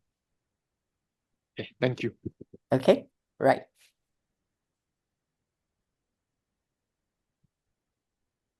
Hi, Sister Sylvia. Yeah. I just want to ask a question also that, like, regarding pleasant sensation, like, as in when we have wholesome mental states also, then does it have pleasant sensation? Because wholesome mental states is like loving kindness, gratitude, etc. So when we are in that state, we also feel pleasant. Yeah, then when today's lesson, I feel like I shift my focus of pleasant that becomes unpleasant. Yeah, so I'm just thinking like Good question. like are it contradicts me. Yeah. You are right. It's a good question. And there are mental states that are naturally pleasant, and those are okay. So if you read on in the sutta, there will be the parts where she said, not all pleasant are to be let go of, only the one associate craving. So let's say, just example, just answer you directly. Chaga, generosity, loving kindness, these are all very pleasant, right? Yeah, they are a pleasant sensation. So these pleasant sensation, as they arise, it's okay. These are the ones you don't have to let go of. But if you are attached to them, I'm attached to metta, I'm attached to compassion, I'm attached to this, then the attachment's not good lah. Okay? So you are right, there are pleasant sensations that you should, there is no need for you to drop them. But you also must recognize that you must not be attached to them. They should not build your attachment. Okay? And it's possible that people get attached to even wholesome mental states. People get attached to, like, for instance, jhana. In the sutta, it talks about jhana. Jhana is very pleasant. not just very pleasant, it's supremely pleasant. It's to the degree that and when it is intense, people can be attached to them. So Dhammadina said this type of jhana, they are the good pleasant. Okay, but the Buddha will also say, don't attach to these guys. You must see it as conditional arising, see them as arising as they are, and they will fade away when the conditions are not there. Don't be attached to them. So all pleasant, all unpleasant, all neutral, don't be attached. Vedana, don't be attached. See them as coming, going, rising, falling, flitting. See them as conditional arising and conditionally fade away. Just see them like that.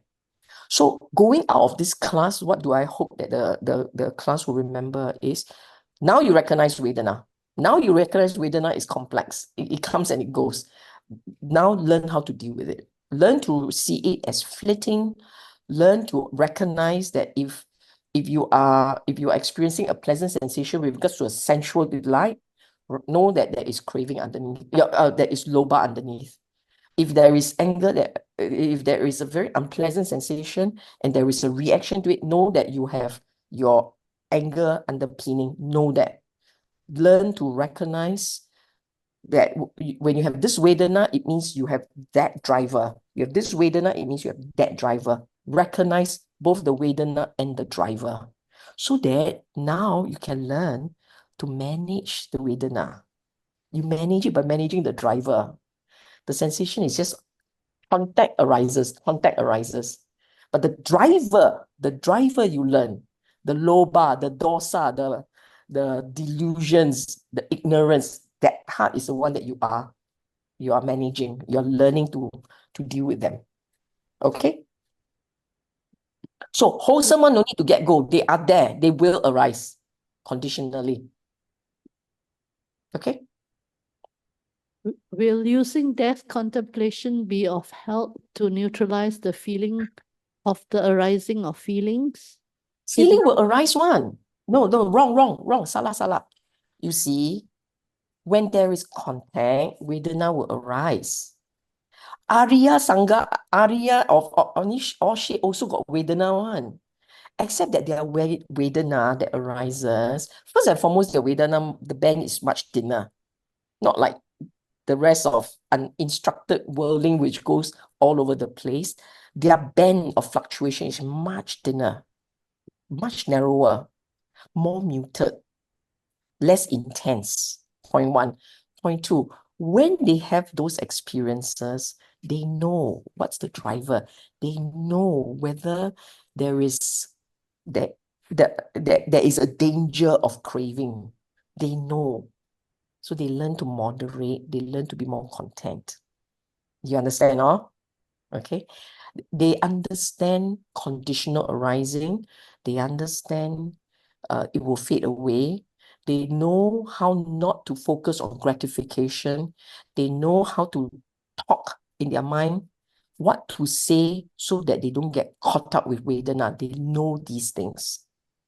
And then they will experience it one blow, like one step, not two step, no double whammy. They know when they have an experience and the Vedana is unpleasant, they don't try and push it away, hide it away, try and scramble to overcome it. No, they will just watch it calmly, see it arising, see it pass away, see the drivers, understand the drivers, let it down. So the way they handle Vedana is very different from uninstructed worldling. And we learn to handle it like them. Okay? Don't get too jabbed. One dart, not two dart. Don't scramble to try and deal with your down mood with masking lah, with dislodging, changing. So I get moody. You know what? I go read book, talk to people, eat, I get grow fat.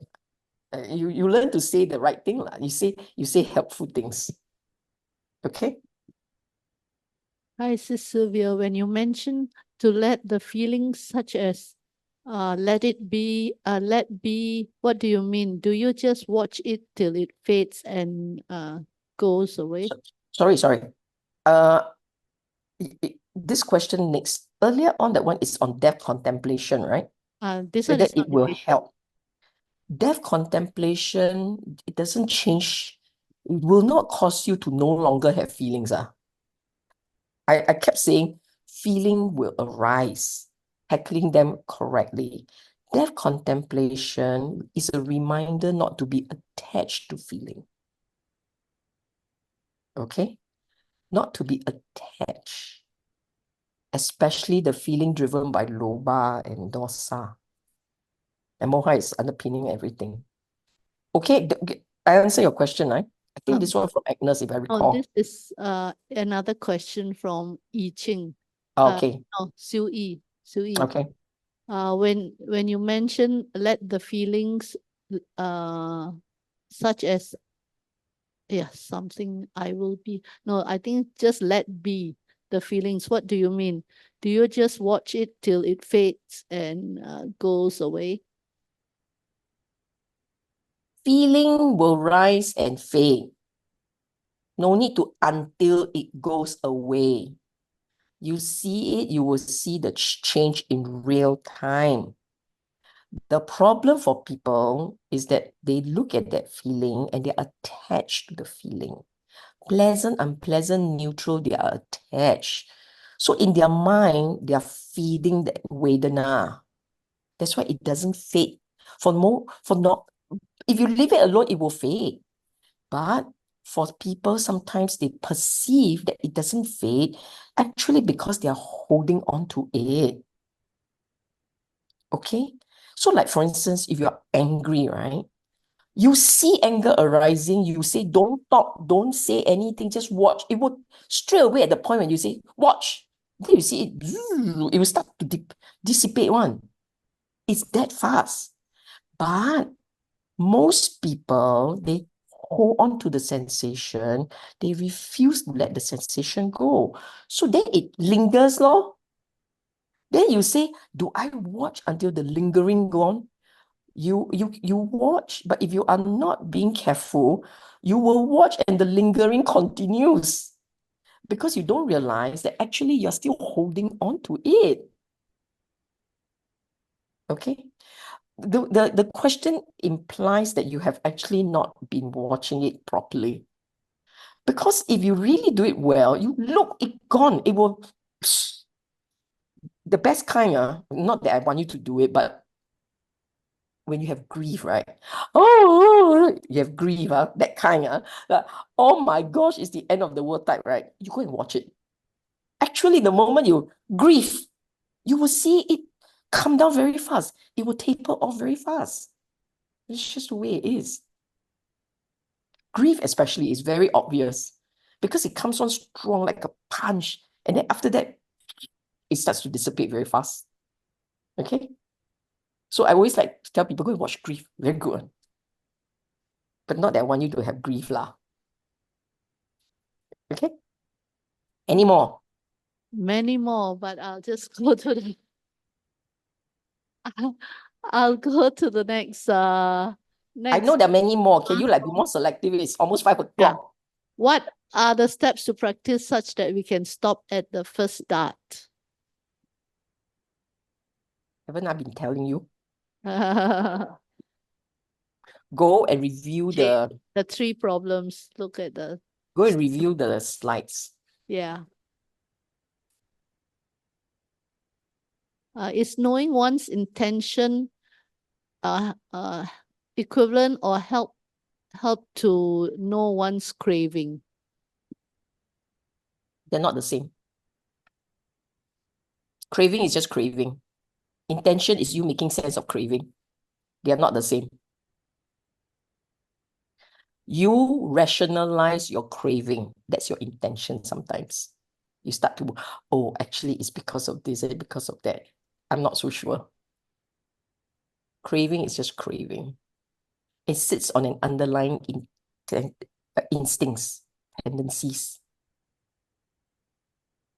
I think this one is easy one. Is the pleasant neutral feeling the same thing when we experience in a meditative mindful state? Yes. Yes. Yeah. In the method of changing narratives, pleasant feelings should be seen as painful, but if we derive pleasure from being with our family, how and why should we see it as painful? Oh dear. No, not why. If you are practicing, first and foremost, that teaching was given to monks. But I feel that it's still useful for us to be mindful of it. If you are attached to your family, something happens, the grief is immeasurable. That's all. So it's a recognition that whatever attachments you have, whatever pleasures you derive, there lies the seed of attachment, and therefore the seed, the source of your dukkha, your craving and dukkha. Okay? There's one long one. Sister Sylvia, just now you mentioned as we practice, we should see the intensity of our pleasant and unpleasant feelings reduce. I realize for my practice, it is not always linear. When I have more conducive conditions, like more rest, slower pace environment like retreats, intensity of Vedana and overall craving will reduce a lot. But once I'm back in my usual lifestyle, the intensity may increase again. Is it normal for progress to be fluctuating? Any advice on this? Thank you. And To get, some extent, it is and normal. get well soon. Oh, thank you. No, to some extent, it's true that you will fluctuate, but actually the reason is because of the lack of mindfulness. Your mindfulness, if you're able to sustain it and you are able to build on your mindfulness, you should actually see a slightly more linear progression. If yours fluctuates like that, it really means you have lost mindfulness. Mindfulness is gone. Okay? Mindfulness and understanding is really incomplete. Okay, any more? Can I understand the nature of the mind by, I think that's what he meant, by seeing the Four Noble Truths happening? The question again? The question not very clear. The question was, can I understand nature of mind is to see the Four Noble Truths happening? No. You see the Four Noble Truths, you understand nature of mind. Part of it. Of course, it's not you are recognizing, understanding the mind in a particular context. And it is the most important context for humankind. Okay? We all want to be happy. Our life is meaningful only when we are truly happy. But for most people, happiness comes from gaining what you seek. He is saying that is the source of your pain. Your seeking is the source of your pain. So that puts a human assumption, completely overturn the human assumption. I repeat, we all want to be happy. You all come here and learn. What? You miss my face and love my voice? No, you come here to learn because there is a hope that by understanding the Dhamma, you will truly be happy, you will truly feel peace, you will live your life joyously. You have faith, you believe that Dhamma can deliver that outcome. Understanding of Dhamma delivers that outcome. So that's why you're here. You're still seeking happiness, ma? And that is a correct one thing. This is chanda. This is a good one thing. For most human, in the manner they pursue their happiness is to chase after something, to seek it out there. You go out there, you seek it, you bring it back in, you rejoice, you enjoy it. That's the human assumption. The Buddha is saying it doesn't work like that. This is not how it works. So he was trying to help us to really arrive at the deep peace and the deep contentment, which would then yield that final settlement, the joy, the unconditioned joy that comes from within. So that's one thing he's trying to help us arrive at in this life. These are the steps. You follow these steps, you will arrive at the state of unconditional joy within in this life. But unfortunately, life continues. The death comes, this body falls apart, but life continues. So he also got to help us to break rebirth, to break that. And that's the harder one. The easier one is happiness and joy in this life. That's easy.